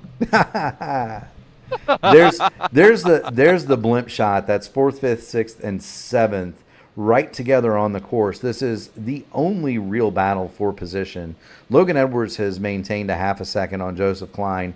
They've got 9 seconds in hand over O'Donohue, and then another 7 seconds from O'Donohue back to this. Everybody else has more than 5 seconds between them on the road. Colby Pierce has gone a lap down now, and that is not good for Dylan Godinez, because he is 51 seconds behind Colby Pierce, so almost a lap down. Almost a lap behind Colby Pierce is Dylan Godinez. So right now, when the caution flies, it'll be Colby. Matt Sizzler is trying to pull that same move on Greg Evans. He's doing almost exactly the same thing Greg did. You see it, Sam? Mm-hmm. Sure do. Now, let's see if Greg Evans falls for the bait and tries to block that line. We're about to get the stage caution here as soon as 10th place crosses the start-finish line. Yeah, and you would think that they would. He wouldn't have time to make it on the next lap before the caution comes out. Well, he's got almost a minute, right? I mean, it's they're going to be back almost to turn 10 by the time that yellow flies. So, well, there it goes. So turn 7, there it is. On the chute. Yeah, they're in the chute. I keep forgetting Logan Edwards is 20 seconds ahead of this battle. There's Logan Edwards, and he really was down to about turn 10, wasn't he? So here's Edwards, not really slowing down all that much, but there he is. And notice Logan's with that P1 broadcasting paint scheme that he's carrying on his car tonight. That was all him. We did not pay him to do that. He's also got my name on the back and a quarter. So we'll have to ask him about, if he makes it to the interview booth, we'll have to ask him about that. We're riding inside his helmet. You hit the big league. Your name's on cars. Wow. Well, usually my name's on a dartboard and somebody's throwing darts at it. So that's an improvement, right? Oh, it's better being on somebody's list. Oh, and Greg Evans clips the inside wall on the front stretch. Just now? What? Yeah, it looks as though he did. Let me make sure, but it looked like he did. Yeah, here he is. He's coming down the front. He did. He clipped the left front of the car right off the inside retaining wall on the front stretch. There he is. We're in the we're just in the chase. A rare thing for Greg Evans. Yeah, that's almost just bam. There he goes. It may have been preoccupied. I don't know. Yeah, he damaged it for sure. He sure did. There's the left front. It's all scuffed up on that. I was just scrolling through the field to see who was where, and just happened to catch him hit that wall. Hit it, he did. Sean Merriman is on the pit lane and has been for about 15 minutes. He has a meatball, as does Brian Sharp. Colby Pierce will be the lucky dog here. Dylan Godinez is going to be the lap down. Justin Osterman continues to circulate 5 laps down. So it'll be Edwards, Klein, O'Donohue, Evans, Sizzler, Hodgson, Paul Campbell, Carricker, and Hutchins, your top 10 as they head down pit lane, Sam. Now, we will see a lot. Matt Sisler's car is clean as a whistle, from what I can tell.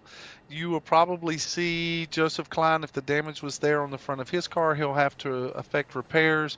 Greg Evans has extensive cosmetic damage, and so he'll have quite a little bit of time for optional repairs as well. So he may lose a spot or two here on pit lane. But now our front runners, Logan Edwards, Joseph Klein, Ryan O'Donoghue, all of them should be fine whenever they get through with 4 tires and fuel service. And nope, Greg Evans is not affecting any repairs. He's going to hold on to that position. Matter of fact, he had the second quickest time in the box of anybody on the of anybody up there. Joseph Klein 14.3, Greg Evans 14.6. Logan Edwards 14.8, everybody else over 15 seconds in the pit box. And so Greg Evans not only didn't take any optional repair, he didn't take any. He barely took tires and fuel, Sam. And so he's getting back out on the program. Here comes John Hutchins off the pit lane. They're going to be counting lug nuts after the race. They're going to be checking, make sure all the lugs. They'll throw you out for that now, won't they? You do get penalized. Actually, crew members get suspended, and there's penalization for that. Yeah. No, I most certainly so. Maybe Greg is thinking that with the damage on the car, it'll tighten it up a little bit. or maybe it's not affecting anything. Maybe it's purely cosmetic, and he's completely. Well, aero is not a big factor here. No, it really isn't. No, it's not, and that's a great point, Sam. Suspension, tires, air pressures, things like that, they play more of a role for the car here at Sonoma than anything else. Other than aero would not have as big of an impact at races like this. Right, and of course, Greg probably knows that. Yeah, and it's a fixed setup, so it's not like you can change any of the things that would really affect the handling anyway. He's probably not concerned about the cosmetic damage. He's had that damage long enough to know if it's cosmetic or mechanical and whether he needs to fix it or not, and he's elected not to fix it. Meanwhile, we're going to have the restart here with 29 laps to go. We are going to have the final stage, Sam. Can anybody catch Logan Edwards? Well, what we've seen, and we're just going to go based on history. If that 86 car gets fresh air out on the nose, typically it's gone. He will go. Yeah. And he will pull away if he can. I was very pleased to see that Joseph Klein was able to keep pace with him, and even at the end of the run. Again, we don't know how hard Joseph Klein was pushing, or we don't know how hard Logan Edwards was pushing and maybe used up some car, or maybe he was saving some car. Who knows? But the history of the 86 at these road courses has been that once he's in fresh air and he's out front, that's where he wants to stay. Joseph Klein is proved that he wants to get up there and he wants to race with him. And then you've got Ryan O'Donoghue, who had a much better second stage than he did first stage. And so he'll probably be racing Greg Evans very tightly here. And Matt Sisler, the car is exceptionally clean. Matt Sisler has run a very clean and cautious race. Yes, he has. Just to receive word, lights back on the pace car. Sam, do you have anything further to report with that? I did not see any obvious reason. Right. We see that they have extended the caution by one lap for one more lap to allow back markers to catch the field. Colby Pierce was able to get his lap back. Yeah, so Colby back on the lead lap. Dylan Godinez remains the lap down. He's in 13th. Osterman stuck with it. He is now 14th. Yeah, I was going to mention that a while ago, that I was very pleased to see that Osterman, even though he's 6 laps down, he's not bailed out of this event. And if we have viewers that have been watching this, watching our broadcast week in and week out here at the AMA Blackmagic Studios Grand National Series, I have great respect for drivers that will not leave just because things are not going their way.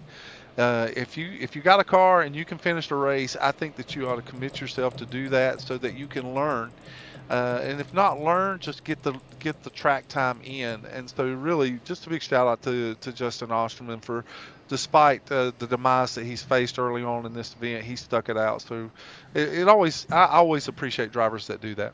Yeah, most certainly so. And you never know. I mean, especially if you're running a championship. I mean, heck, Sam, every position counts. 29 laps. Yeah, 29 laps in this event. Somebody could fall out, wreck. Things can happen in a moment's notice at this particular racetrack. Ask Donald Green, who just, I mean, one moment he's in the field, the next lap he's spinning out and he's hitting head on into the wall and his night's over. So yeah, anything can happen. It really could. Well, but you're running in a championship situation. Osterman's got to win. He's going to be in the playoffs. Look, I mean, every position, every point is going to be important for somebody in that situation, and so he wants to finish as high as he can because those points are going to be important later. The pace car is off. Edwards, Klein, the front row, then O'Donohue and Evans, Sizzler, Kendall, Paul, James Hodgson, Lee Campbell, Troy Carricker has moved his way up to the top 10. John Hutchins is 10th. The green flag is in Barney's hands, and the final stage here at Sonoma is on. Woo, big jump there by Logan Edwards, and Ryan O'Donoghue's going to take advantage of it as he follows him on through. Joseph Klein's going to be the recipient of falling back into third, and now he's under the clutches of the Deuce. He has position going into turn 2A. That is awful hard for what Greg Evans tried to do there, and you see it catches him out. He gets off into the dirt. He's going to lose momentum up toward turn 3. Klein now all over the backside of Ryan O'Donohue has moved into second. Evans is going to have some work to do to get back toward that top 3. I will say this, Sam. Fresh tires. I think that he can make up the space, but how much speed has been removed off of the 2? Yeah, because of the damage that's clear on this car. We do not know what the effects on the car are, considering the damage that especially that last little incident with the left front into the inside retaining wall in the front stretch. That just seems. Oh, and he gets incredibly loose in the S's, and Matt Sisler is going to take advantage of this. Well, Greg Evans coming to the pit lane. I think he might be. I think he might be saying, you know what, I've got a huge. When it comes time to get to maybe I should have got this fixed. Yeah, well, maybe I should have got it fixed, but I don't need to be up here, with a car that's ill handling. He gave it a shot, but Greg Evans is going to bring it to pit lane. Now the question is he just affecting repairs here, or is he tapping out? Well, we're going to see. Here he is. Greg Evans is going to pull it toward the pit box. My guess is he's probably going to try to effect repair. He'll still finish 12th or 13th if he elects to finish. And so Greg Evans is actually having a conversation in the server. Someone was checking on him to see if he was okay, and he made the comment that damage that he sustained on the left front by hitting the inside retaining wall on the front stretch it caused more harm to the car than he anticipated. Yeah, there he goes. And so Greg Evans is on. He's parking it for the night. He's calling the night. Okay, so Greg Evans is going to call a night, so it must have too much damage even to be fixed in an economical fashion. We'll go back out onto the racetrack. We've got Joseph Klein and Ryan O'Donohue. They're in a battle for second. Klein going to throw it to the inside of O'Donohue. That's a power move going down into turn 11, Sam. Joseph Klein is really wanting to keep pace with Logan Edwards. He does not want him to get away. This space that he's facing right now, even this 1.5 second space, it could be instrumental in trying to make that time up, especially when these two cars are so evenly paced over the long run. But he wants to make sure that he gets up to Logan Edwards and keeps close to him in the event that maybe, just maybe, Logan Edwards will show a little chink in his armor and make a mistake. It's very true. And so here's Edwards. He's leading Joseph Klein. Klein is now trying to close back in, although he's given up a second, and that second is going to be very difficult to close down on Logan Edwards, who has been by far the fastest car on the speedway today. Klein in second. You've got Ryan O'Donohue, and then Matt Sisler he's held on. Sizzler has held on to that top 5 spot. He's in 4th now, but Matt Sizzler has consistently been anywhere between a half a second to a second a lap off of what these top 3 guys can do. Edwards has a clear pace advantage over Klein. Klein has a clear pace advantage over O'Donoghue. And those 3 have a huge advantage over the rest of the field, it seems, at this point. But the question remains, can Joseph Klein close it in on Logan Edwards? Last time through, Logan Edwards, minute 19.482. Joseph Klein, fastest lap of the race, minute 19.366. So he's going to give it a shot, Sam. Tenth of a second there. No, he's you could tell going through the S's that he was really just trying to push the car for everything it's worth. The downside to that particular instance is that if you're not careful, you'll use up so much rear tire, and that's really the key to this particular track is to get launch off. You'll use up so much rear tire that you'll burn them down too soon. That's very true, Sam. And you kind of see it there. The back end for Joseph Klein swung out coming through 7A. Because these cars don't have traction control. Well, they do have traction control, Sam. It's just the driver's right foot, right? I said that just for my Indy racing friends. Well, Indy cars don't have traction control either. I don't know what you're on. They don't have it either. Now, the old IRL cars did have traction control. And it had been alleged that in the late engine war times, in the late 90s, early 2000s, that some of the Champ cars had traction control. But the IRL cars actually did have it in 2003, 2004, especially. You remember when Danica Patrick went to qualify for Indianapolis and she had that massive wiggle as a rookie? 2000. It would have been 2005. You know what I'm talking about, Sam? I really don't know. I mean, I remember some of her exploits at Indianapolis, but and of course her one sole win. But I don't know this particular instance that you're talking about. Yeah, so it would have been her first. It would have been her first Indy 500. She went out to qualify for. She would have been on the pole, but she had this massive wiggle going through turn number 1 and saved the car. At the time, it was heralded as this amazing move until it was pointed out that those cars had traction control. And the reason is that the Indy Racing League at the time did not view traction control as that big of a deal because all of the races were on ovals and most of them were on super speedways. Traction control doesn't really matter at Michigan, California, or not with the banking, no, or a place like that. It doesn't really matter, right? Indianapolis, it's not really that big of a deal, and so they permitted traction control for a while. Of course, the cars now do not have it because they race primarily on road courses, and traction control kind of causes the show to be a stinker at a road course. To be honest with you. I do absolutely love Matty Wagner. I've got his sleep cycle all screwed up. He did a 20. He was on that spa team with me. He and I drove through the night, and I think I broke Wagner. Be that as it may, though, Sam. Be that as it may,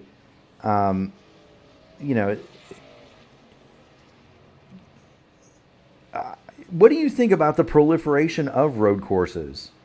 Traction control or not here in the NASCAR side? Do you have an opinion or no? I have an opinion, but I want to hear yours first. Of course, Sam is not going to be able to opine because I think his internet connection is playing up. Sam, you with us?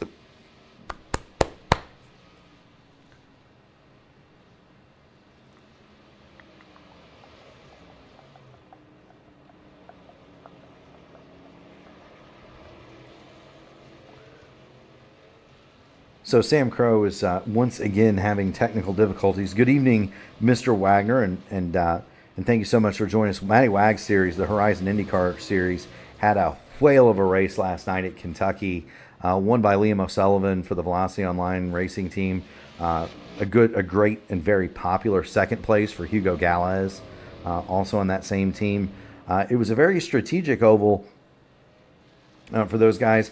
I was going to ask Sam about Brad Keselowski and his opinion that NASCAR had too many road courses. I am of that same opinion, although I wish they would only go to most of the tracks once.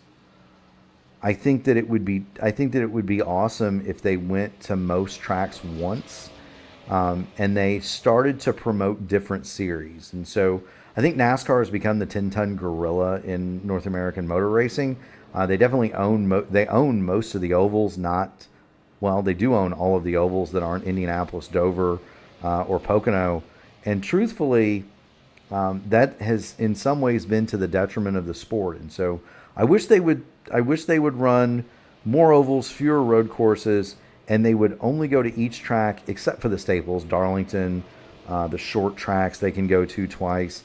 But if it's 1.5 miles and it's similar to another, only go there once. I think that would be enough. And then, maybe the promoters, if they wanted additional dates, they would start to promote other forms of racing instead of existing off of NASCAR's TV money. But that's my podcast moment for the night. Just trying to fill the time. Logan Edwards has a comfortable 6/7 of a second lead over Joseph Klein. Ryan O'Donohue third. Matt Sisler fourth. Kendall Paul is fifth. James Hodgson is sixth. Lee Campbell had not talked about Lee very much this evening. There he is in the Goodyear liveried machine. He is seventh. Troy Carricker has very quietly and very methodically worked his way up to eighth this evening. And so a great run for Troy in the 94 W machine. John Hutchins in the 72 is ninth. And Colby Pierce has persevered. He runs along in 10th. And there's Colby in the admin box, number 42. Eric Corder is the last car on the lead lap. He has somehow managed to not go a lap down. Eric Corder is 11th. Dylan Godden is 1 lap down in 12th. And there's Dylan. And still persevering out there, the 53 of Justin Osterman, Mr. Excitement, 6 laps down after an early penalty. He is 13th. Greg Evans, Sean Merriman, Brian Sharp, Randy Dunlap, Donald Green are all either on pit road or out of the event and will be credited with 14th through 18th respectively. We are 21 laps to go here at Sonoma. Here is the battle for the lead. Joseph Klein on Logan Edwards, and they're about a half a second apart.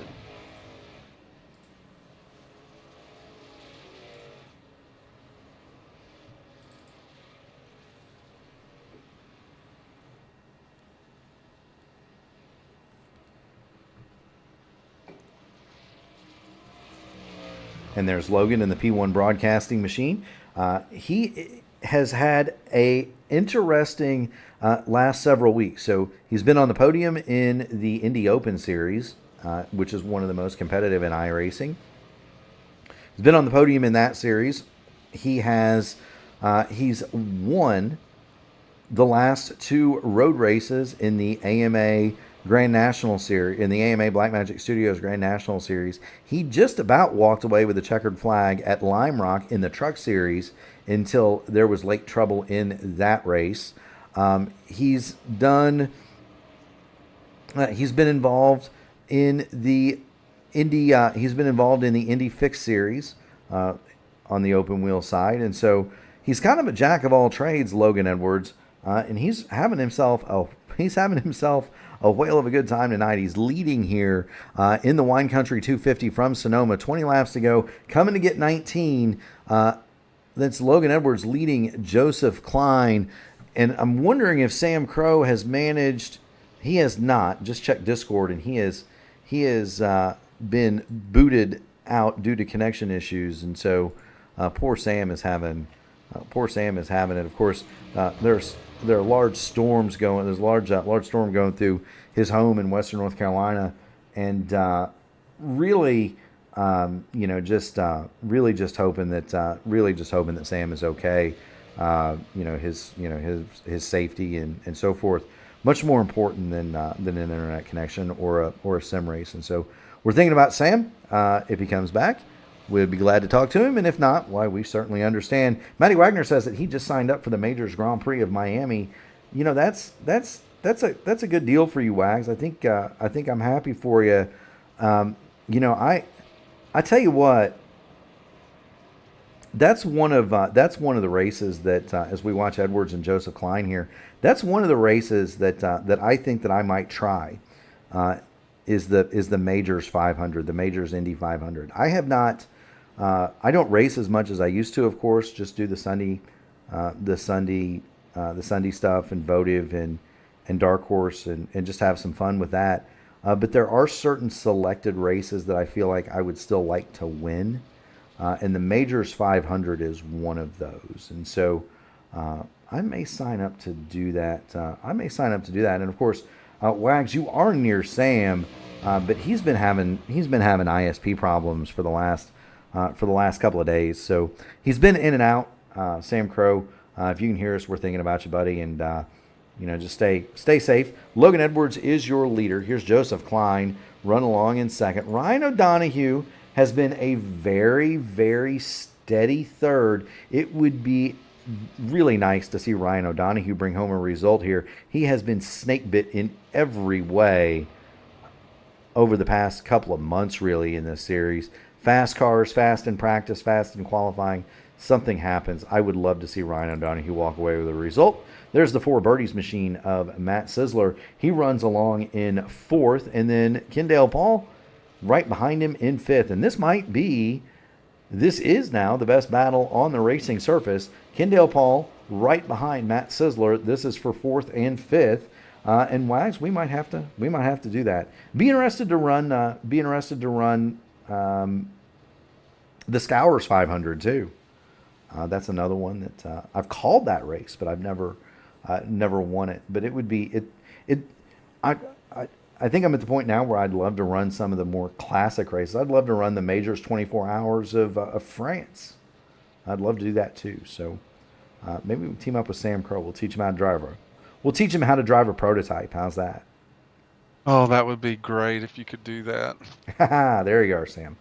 We're watching Matt Sisler. Actually, this particular disconnect has locked me out of the server, so simply due probably to the course we're getting close to the end of the event, so it's locked me out. Yeah, no worries. So I cannot be watching on race activities outside of the broadcast.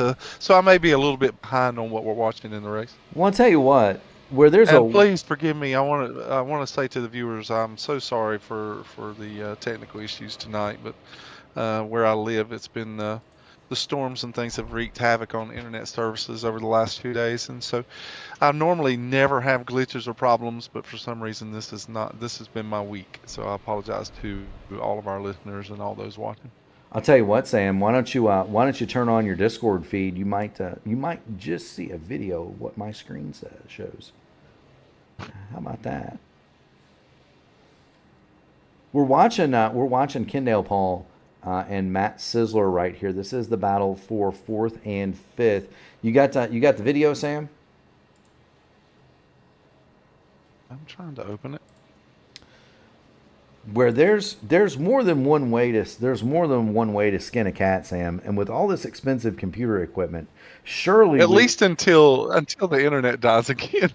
Yeah, with all this expensive computer equipment, we should be able to get what's on my screen to your whatever you're using, if it's a phone, PC, laptop, whatever. There in North Carolina, and we certainly hope. I was saying the viewers certainly hope you're safe.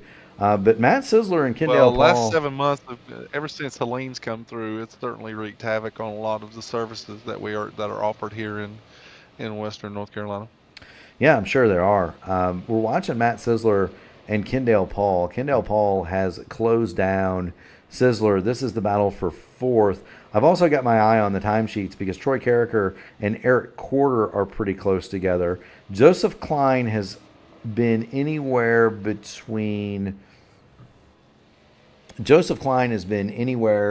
from a half second to a second. Disconnect, he was 1.1 seconds back, so he's actually closed the gap quite a bit since my Well, he had it down to a half a second a couple of laps ago, and then it came back out. And I wonder if Edwards is just doing the thing where, he's setting a reasonable pace for himself, and then when Klein gets too close, he just kind of, okay, you're close enough, and drives off a little bit. Yeah, builds the gap up, and then and then kind of slows down a little bit, or taking it easy. But it had gone to a half a second about 3 or 4 laps ago. But this is the closest battle on the track, and Matt Sisler has pulled away now a little bit on Kendall Paul. Kendall Paul was on his rear bumper, Sam, not too long ago. Well, Kendall Paul has steadily just worked his way up through the race most of the night, and then either through attrition and hard driving on his part, he's been able to maintain this, get into this top 5 position. So Kendall Paul's a racer. He's going to do everything within his power to try and get by Matt Sisler here, but Matt Sisler's that car is pristinely straight for a reason tonight. It's because Matt Sisler has drove it methodically and well. Yes, it has, and you don't think these guys are working, Sam, on board with Kendall Paul. He is sawing at the steering wheel of that 78 for certain sure. Look at the way the car moves on that berm, on that going into the chute. Just how much suspension travel is in that car. Yeah, it's a ton, especially when they get up in these curves. There used to be, and there are some pretty famous pictures from the early 90s. Those pictures are iconic. Iconic pictures of those cars off those curbings. Yeah, the one with Richard Petty, and he's got the car is at a 45-degree angle to the ground. The whole one side is completely off. In the caption, that one's out of the Winston Cup yearbook from back in the day, but the caption is "The King cuts down on tire wear." But here's Kendall Paul. We'll see if he launches that car off those berms. There he is. Archway Industrial Coatings on the front of that machine. But watch how. Let's see if he can get it. He doesn't hit it. Doesn't hit it there. You'll most commonly see that at turns 2 and 3, and the reason you see it there is the closer you can cut those corners, the less severe the off-camber nature of them is, right? And so you'll see. Yeah, and you're in these these cars and the Cup cars for that matter, you really are trying to utilize that curbing to help the car turn. You are. There's kind of a. We'll get back on the roof of Kendall Paul when he goes back through there. Actually, let's get on the roof of Matt Sisler since he's ahead. You can really kind of see it. If you look at the curbing, and just one of those things that you'll notice as a driver, if you look at the curbing, especially through turns 2 and 3 here at Sonoma, it's almost like there's a little ditch there that you can hook the tires in and help you turn the car. Not here. Right, Matt Sisler's going to go wide. Sisler goes really wide there, yeah. Well, he's taking kind of a wide line, and then he's using it almost like a drag strip, like almost launching himself down to get a bigger run down this straightaway. But watch here, look on the right side. Look on the right side as he comes through here. You'll see what I'm kind of talking about. See how it's really kind of flat there, and there's kind of a lip. You can almost hook the car in that on the curb there, Sam. Help it turn. Oh yeah, yep. Same way right here too. You can see comments were coming from is just you have to be able to. I've never been one to where he's coming into the chute here. I've never been able to really utilize that particular curbing to help me at all. It just upsets the car so much that sometimes you get a lot of wheel spin as the car's trying to settle off of that curbing. And a lot of drivers will straddle it or they'll swing completely wide of it. Mm-hmm. But that particular curving going into there is just extremely difficult to get the car to cooperate. Well, and the reason that you see those shots of the cars getting launched off the curbs here is, frankly, the curbs here are two-tiered, and so a lot of them on the edge closest to the racetrack, they're flat, and over time they've been worn down and got that little ditch or that little groove in them.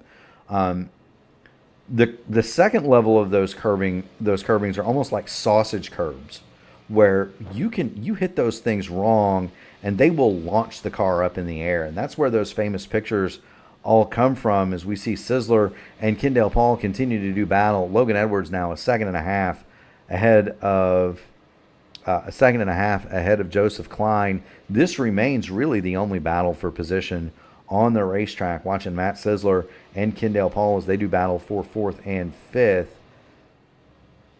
Yeah, everything is so really spread out now. Sisler and Paul being the closest battle on the racetrack. Everyone else is easily 5 seconds spread out with from each other, except for Klein, who's a second and a half back. But it really is the best race on the racetrack. Now here comes Kendall Paul. He got a great run out of turn 7. Let's see if he can't do anything with that coming through the S's. This is where Matt Sisler, though, has been so strong all day, Sam. He has been strong through this section of the racetrack. He's been very, very good through the S's and heading into turn 11. He is, so, as I was talking about earlier, he has a little different approach to how he wants to go through turn 11, but it does not mean does not translate into slower speed for him. It's just what works for him in order to try and save those rear tires.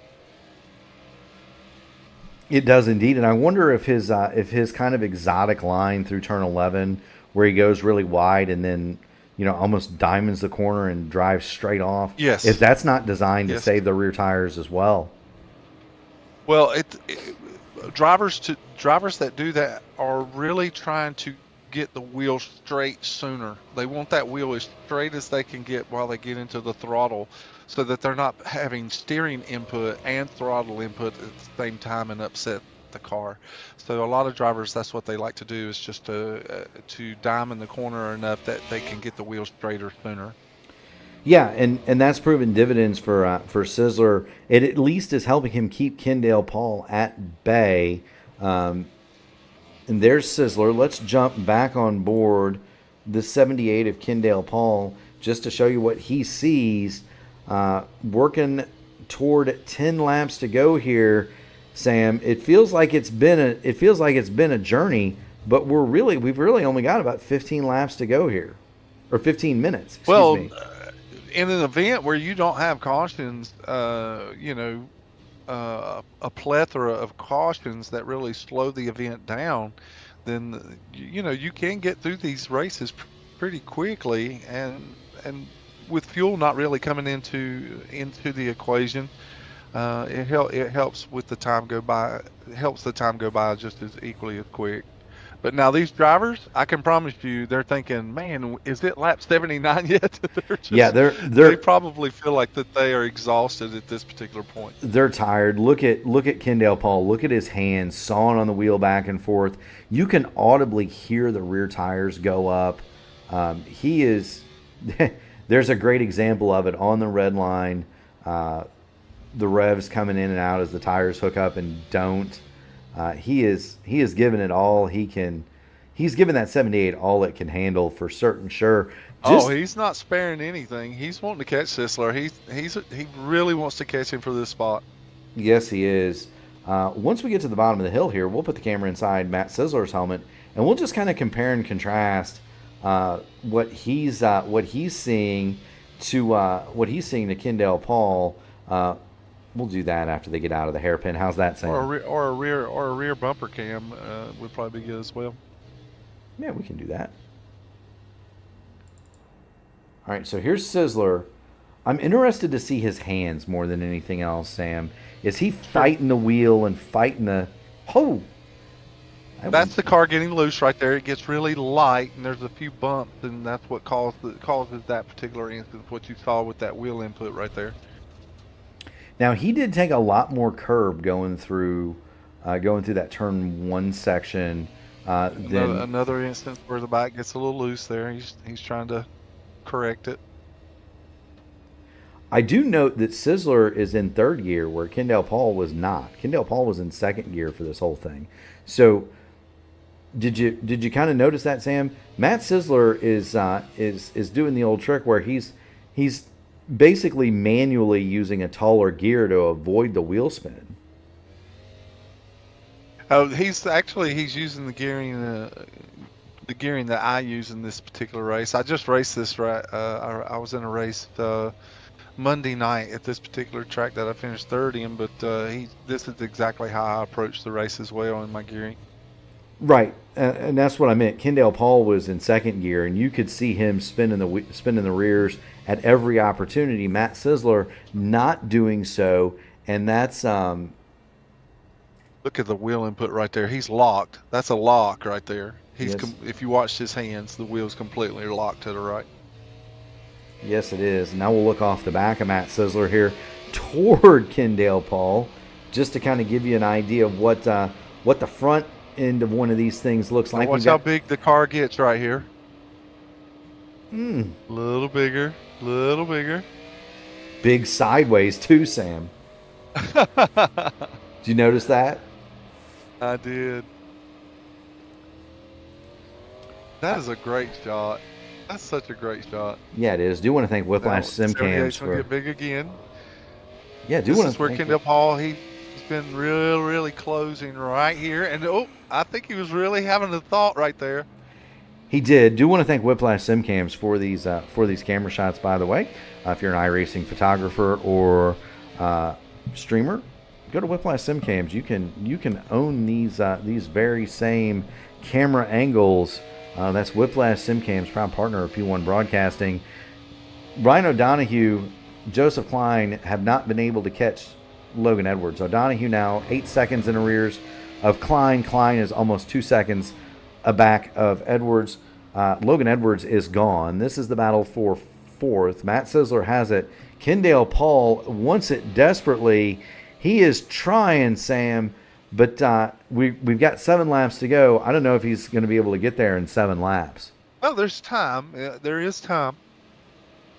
And we don't know if Matt Sizzler, though he's run a flawless race in his own right, we don't know if there's a mistake left in him. It only takes as one. drivers get tired later in this event, they may get a little tired.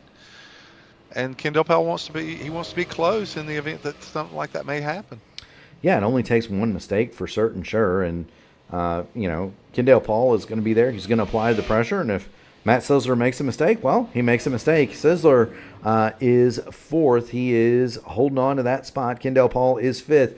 It's not quite the dichotomy that we saw between Klein and Evans, where one was faster on one side of the track and not. It appears to me that Kendall Paul is very, very good through the chute area and into turn 7. Yes. Matt Sizzler. Those are his strongest points. Yeah. Yeah. Matt Sizzler is really good through the S's and down toward turn 11, which is bad news for Kendall Paul, because this right here is really about the best passing spot on the track.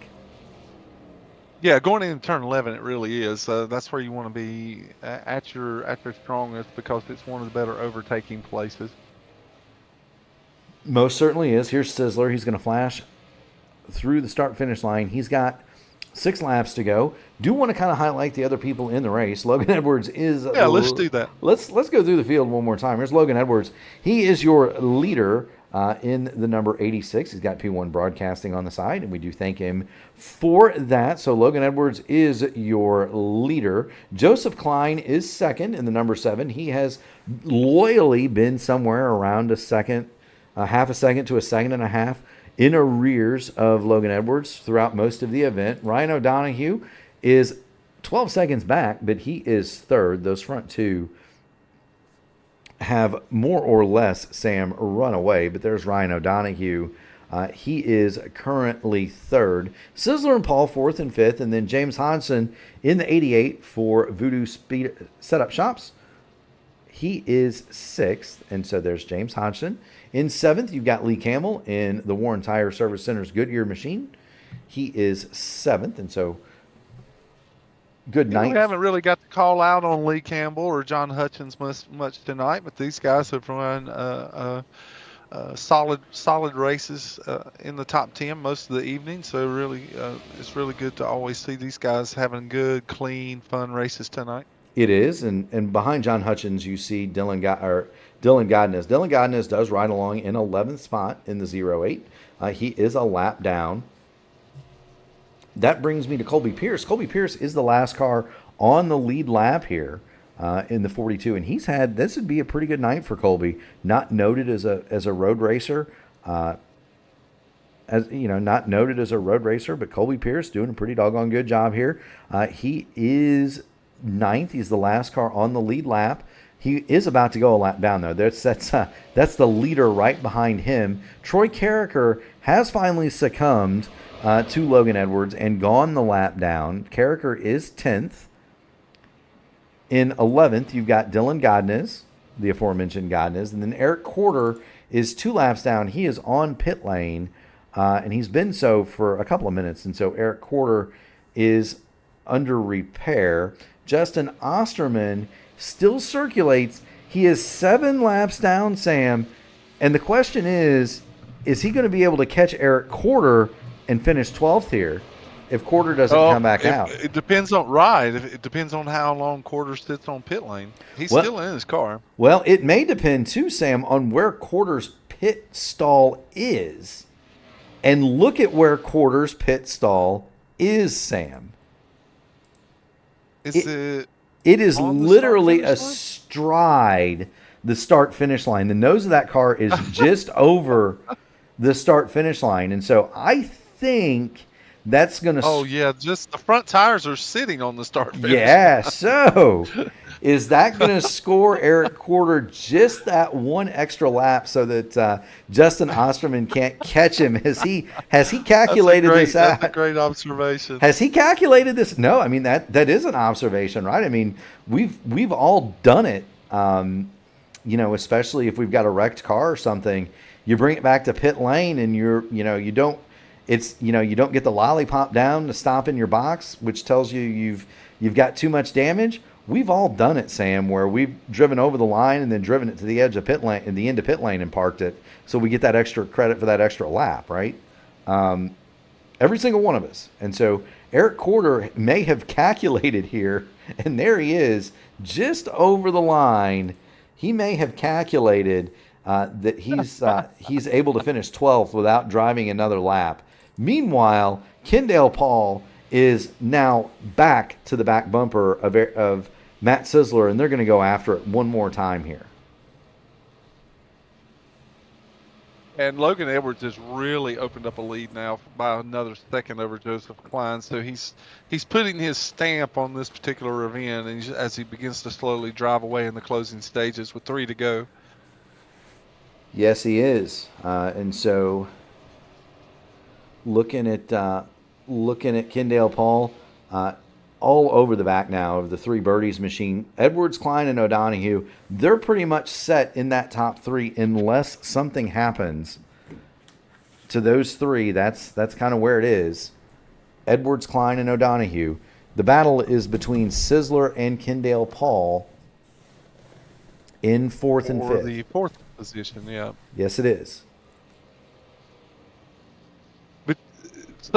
Just what I've seen of Matt Sisler in the couple of events that I've got to watch him race, and of course being a little bit more inclined to know about Kendall Paul. These are two drivers that are clean and really respectful drivers, and they race hard. So it's going to be exciting to see how this plays out in the next 2 and 3 or 2 and a quarter laps. Yeah, and I've had occasion to call races that Matt Sisler has been in a different league, and very impressive, very clean, very fast guy, a very nice man as well. He's in his familiar 3 birdies colors, but this is a very Matt Sisler like race. This is how fast of a car he had. And he's going to finish without a scratch on it, and he's going to finish where he deserves, whether that's 4th or 5th, has yet to be written, although Kendall Paul very wide. He way overcooked turn 4 there. He'll go really wide, and that might seal the deal on P4 for Matt Sisler. Yeah, it seemed like the closer that Kendall Paul was getting, the more inclined that he was just wanting to make bigger risks, and we may have seen just the circumstances for those risks that you're taking, trying to get a little bit more speed out of the car. Well, and that's what you have to do, Sam. I mean, that's definitely I agree 100%. Yeah, you want to try and get everything out of the car in the closing laps that you can get, and try to make up as many spots as well. So there's no judgment here. I was excited to see that Kendall Paul had closed the gap He gave it a shot. We're going to go back to the lead. Logan Edwards has taken the white flag from Barney in the flag stand. He's looking toward turn number 7. Excuse me. For the last time, Sam, he's going to dive under John Hutchins. Hutchins going to get out of the way. And Logan Edwards is going to come down through the S's. And barring any sort of a catastrophe here, he'll come down and win his second road race in a row. His third road race in a row, actually. Well, we can get past the road course ringer nickname that we've got on Logan Edwards and just say that he is the king of the road courses here in the AMA right now, because no one seems to be able to touch him. He'll have to change his name in the Discord, right? You've got Robert Molesca, who's the king of everything. You've got Brandon Trano, he's the king of the bricks. You've got me, I'm the king of beers. And Logan Edwards is going to come down under the checkered flag, and he is going to be the king of AMA road courses. Edwards is your winner. Joseph Klein is going to come across the line about 4 seconds back. He'll be second. Ryan O'Donohue, it's going to be a minute. He has not yet arrived at the hairpin. Once we turn the page of the calendar for the next day, the rest of the field will come across. Yeah, it's going to be a minute. Here comes O'Donohue, and not only that, Sizzler and Kendall Paul just about caught Ryan O'Donohue. But there's O'Donohue. Sizzler and Kendall Paul are going to follow him across. There's James Hodgson. He's going to come. Really solid, quiet race from Hodgson and Campbell. I want to make sure I mention them again. Both those guys did a great job tonight running the top 10 and just ran their pace, their race, and did a fantastic job. Yes, they did. And then the final car on the lead lap, Lee Campbell. He is going to come home 7th. By the way, the answer to that question is yes. By parking his car just across the line, Eric Corder is going to finish one lap ahead. Is going to finish a lap ahead of Justin Osterman. He calculated that out. He calculated that out perfectly. How about that? I guarantee you, if we talked to Eric Corder, he would not even have any inclination of where that start-finish line was in relation to his pit stop. I'll tell you what, Sam, if that would have been me down there, I would have known exactly where that baby was.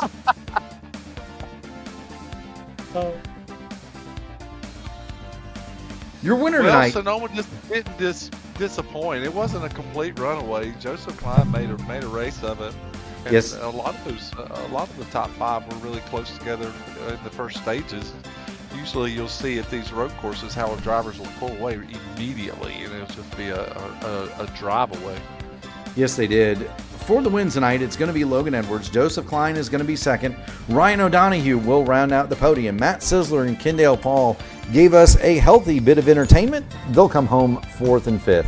James Hodgson and Lee Campbell are the last 2 cars on the lead lap, 6th and 7th.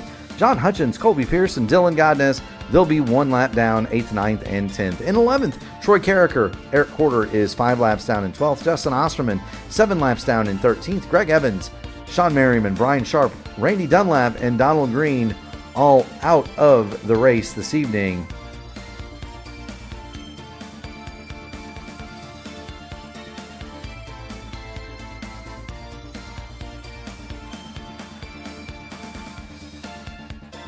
Sam, let's see if we can't get some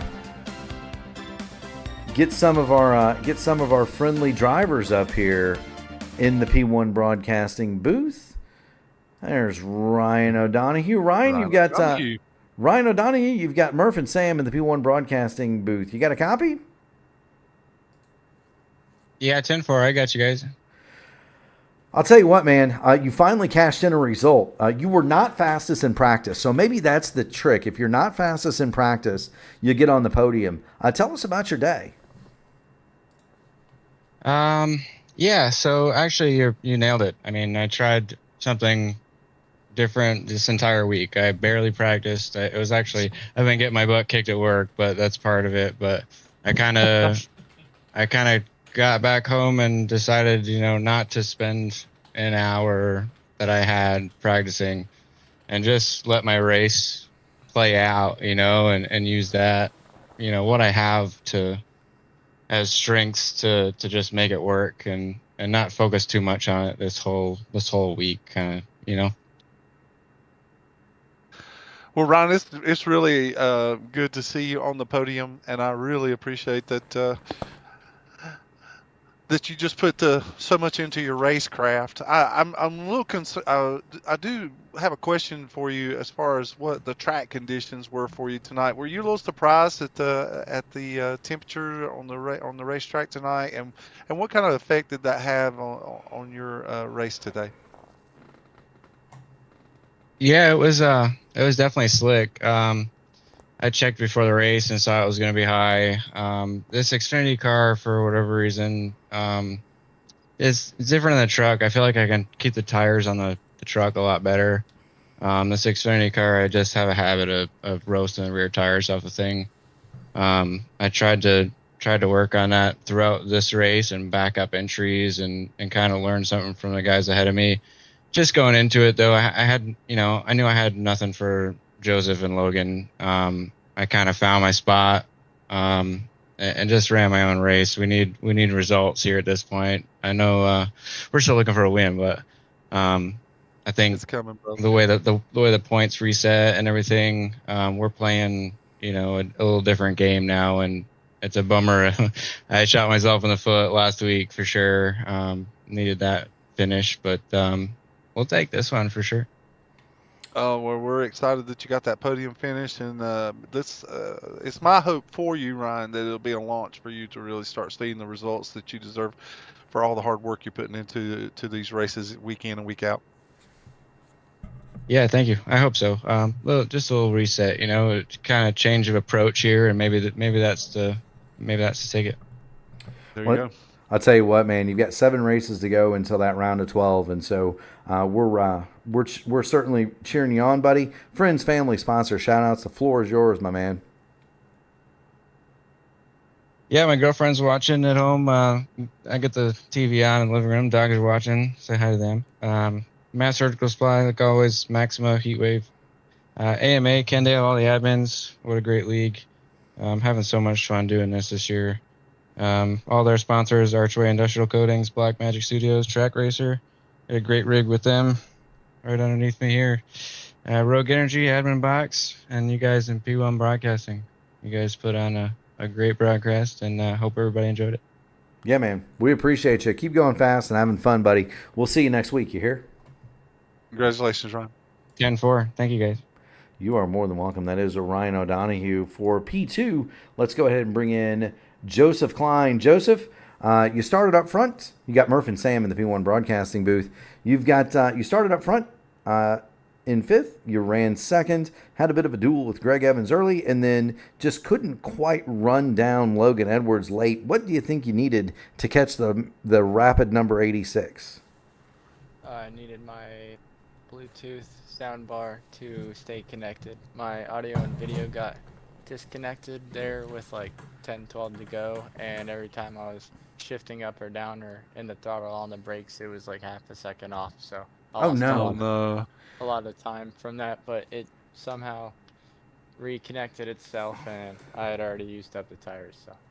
Well, it sounds like we need to get you and Sam Crow in there. Yeah, we need to get you and Sam Crow into an IT specialist, because Sam's been having internet connections all night. Your Bluetooth speaker is going out. I'll tell you what, I know that can be frustrating when the haptics and the sound systems and so forth don't work. And so that even makes your drive a little bit more miraculous, even still, Joseph, just because you're able to persevere through something that is very, very difficult when the sound and the visuals don't link up. It is a crucial thing. No, I agree with you. Yeah. Yeah. If you don't have the sound synced up, that can be very difficult. Sam, what do you have for tonight's second place finisher?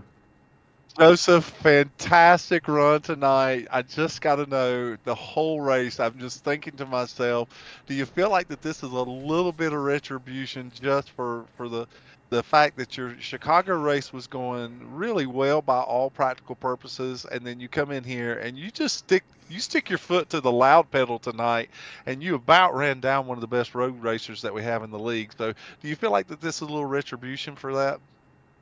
Yeah, for sure. Chicago, I just kind of, I got a little overwhelmed, and Yeah, That's a word that you Oh, could all use to there. describe it, as overwhelmed. I got pretty heated, but yeah, retribution for sure. It makes up for it. I won an official this week here at Sonoma, so I figured I had a pretty good shot. Do you feel like that this particular track fits your driving style a little bit more than other tracks? I mean, you're really strong tonight. Yeah, I wish it was not blazing hot, but that's California for you, so. Yes, sir. Maybe if it was fall time and the track temp was down like 20 degrees possibly. But yeah, Logan was really strong there, and I definitely kept up with him for that whole run, but Oh, yeah. yeah, I didn't know when I was within a couple of car lengths. I was like, how am I even gonna get by him? Like, and to him, but catching him and passing him is one thing. So I Yeah, don't that even know was my how I would next have got that by. question. Yeah, I was really curious. My other question to you was, I mean, where do you feel like Logan was watching you on the racetrack? It was hard to really to determine who was stronger where, but in your opinion, where do you feel like Logan was stronger? I feel like through the hairpin at the end, he just got a really good At drive 11. off. But I would make up so much time through one coming up the hill, just using engine braking to slow the car down and not, use any pedal braking to accelerate tire wear. So Mm-hmm. tips and tricks. There you go, Joseph. Well, It was thank a you. great finish, man. Really happy for you. Yes, it was, and thank you so much for joining us in the booth, Joseph. As always, you get on the podium, you get the mic. Friends, family, sponsor, shout outs. The floor is yours, my friend. Yeah, shout out First Gear Racing. That's about it. All right, cool deal. Well, thank you so much. Hey, all right. You have a great rest of your night. Keep going fast and having fun, buddy. You too. Congratulations, Joseph. All right, that is Joseph Klein, and for the man of the hour, we're going to go ahead and bring in Logan Edwards, the old narc brain, and there's his car. There's Logan. He's off the mute button. Logan, you've got Murph and Sam in the P1 broadcasting booth. Dominant performance tonight. Thank you for flying the P1 colors. Got to ask you first, why is my name on the back of your car with a quarter? It's a dime. That is a shiny new dime just for you, Mark. Yes, so Oh, my heavens. if you had a shiny new dime for every time, right? Logan Edwards, very good. So talk to us about your race. You had it out with Greg Evans earlier. You had Joseph Klein in hot pursuit for most of the evening. Was it ever in doubt, or were you just kind of in cruise control there? Up until about halfway to the last stage, I thought Klein had a really good long run car compared to me. He stuck to the back of me through all the stages. Worked past anybody that ended up in front of him. He was strong in all the right places. Well, Logan, it's getting to be really important for our viewing public to know just how good you are at these road courses, and you've really proven yourself. My question to you tonight would be, what is your strategy going into these things? Is that you know that you have a fast car and that you just want to pace yourself and keep within a certain lap restraint or a lap time restraint, or do you really want to get the car out front as soon as you can so that you can dictate the pace? I'm a little curious as about what your particular mindset is in these races, because you are so strong at these road courses. I just make sure that I'm in control. So I usually don't pull out more than a 2-second gap unless I know I'm ready to pull away. Mm-hmm. Because road course racing in this car is so much about tires, especially here where there's so many opportunities to just sandpaper them along the track on corner exit. So really, I keep up a good gap until, or a controlled gap, about 1 or 2 seconds until I'm ready to just launch. I think Mark Murphy kind of alluded to that later in the event when it seemed like Joseph Klein was kind of closing a little bit of the gap, and he kind of alluded to that thought process, and so it really makes sense. that you would do that. But there's no question that your talent level at these road courses has been exceptional. So congratulations on masterful racing, and there's a lot to learn if people are watching and see how you handle a car at these tracks. Yeah, most certainly so, Logan. You've got 7 more races until the round of 12. That's 3 road courses in a row for you. We do go to the Glen and also to Portland, so there are 2 more road courses. There are 2 more before the round of 12, and so you've got a chance to get a couple of more wins. We're also going to go to Indianapolis in a couple of weeks, and I know that you're very familiar with the rectangle halfway between St. Louis and Columbus, so we look forward to seeing you there. Before we get there, though, friends, family, sponsors, shout-outs, the floor is yours, my man. You've earned it. Shout out to Luke Mansky Racing Esports, P1 Broadcasting, as always, the AMA for putting this whole league on. And that's about it. All right, my man. Well, keep going fast, having fun. Get out of here. Go celebrate. Don't drown in the champagne, and we will see you the same time, the same bad channel next week at Dover. You hear? All right. Hope I'm there. Great job. Congratulations, Logan. Thank you. That is Logan Edwards. He is the winner tonight here at Sonoma. And Sam, I know you had the technology issues. I know that you were fighting. I know that you were fighting a lot of things that weren't your fault. Thank you so much for joining in when you could and however you could. Logan Edwards. I appreciate your patience with me, Mark. I really do. No worries, man. Logan Edwards, though, dominant car tonight. Sits on the pole, wins the race. That's 3 road courses in a row. What's it going to take for somebody to beat him at a track where you got to turn right and left? Well, we saw a little bit of that particular answer tonight in Joseph Klein. I think if everything would have lined up for Joseph Klein tonight, that maybe he may have really gave Logan a run for his money late. However, Logan did kind of allude to the fact that, you know, he was kind of he was watching that space, his lead, and if he has that kind of control where he wants to maintain a gap, and if someone starts closing that gap and he can drop the throttle a little bit more, that should be scary to the rest of this field, and it's going to take a very special circumstance for someone to be able to overtake Logan Edwards at a road course. That was a very telling comment that he made right there in that interview. Yes, it was, and do want to thank Logan for joining us. It's always nice when I guess right. It's always nice to guess right when you're trying to take apart and figure out what guys are thinking. Speaking of taking apart and thinking about what guys are thinking, Sam and I aren't going to be thinking about anything tomorrow night. We're going to have the Friday night off. The trucks do not race in the month of July. That means that the next race on the P1 Broadcasting Network is the iRacing IndyCar Series presented by 40 Raceway. That's going to happen on Saturday at 2. That'll be from the Circuit de Gilles Villeneuve from the Isle de Notre Dame in Montreal.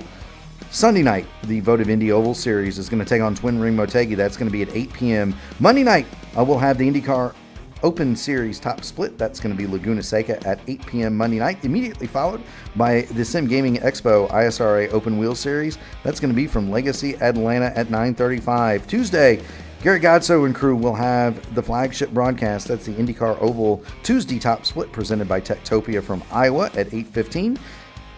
No race on Wednesday for the Horizon IndyCar Series, and that puts us, Sam, right back here in 1 week's time.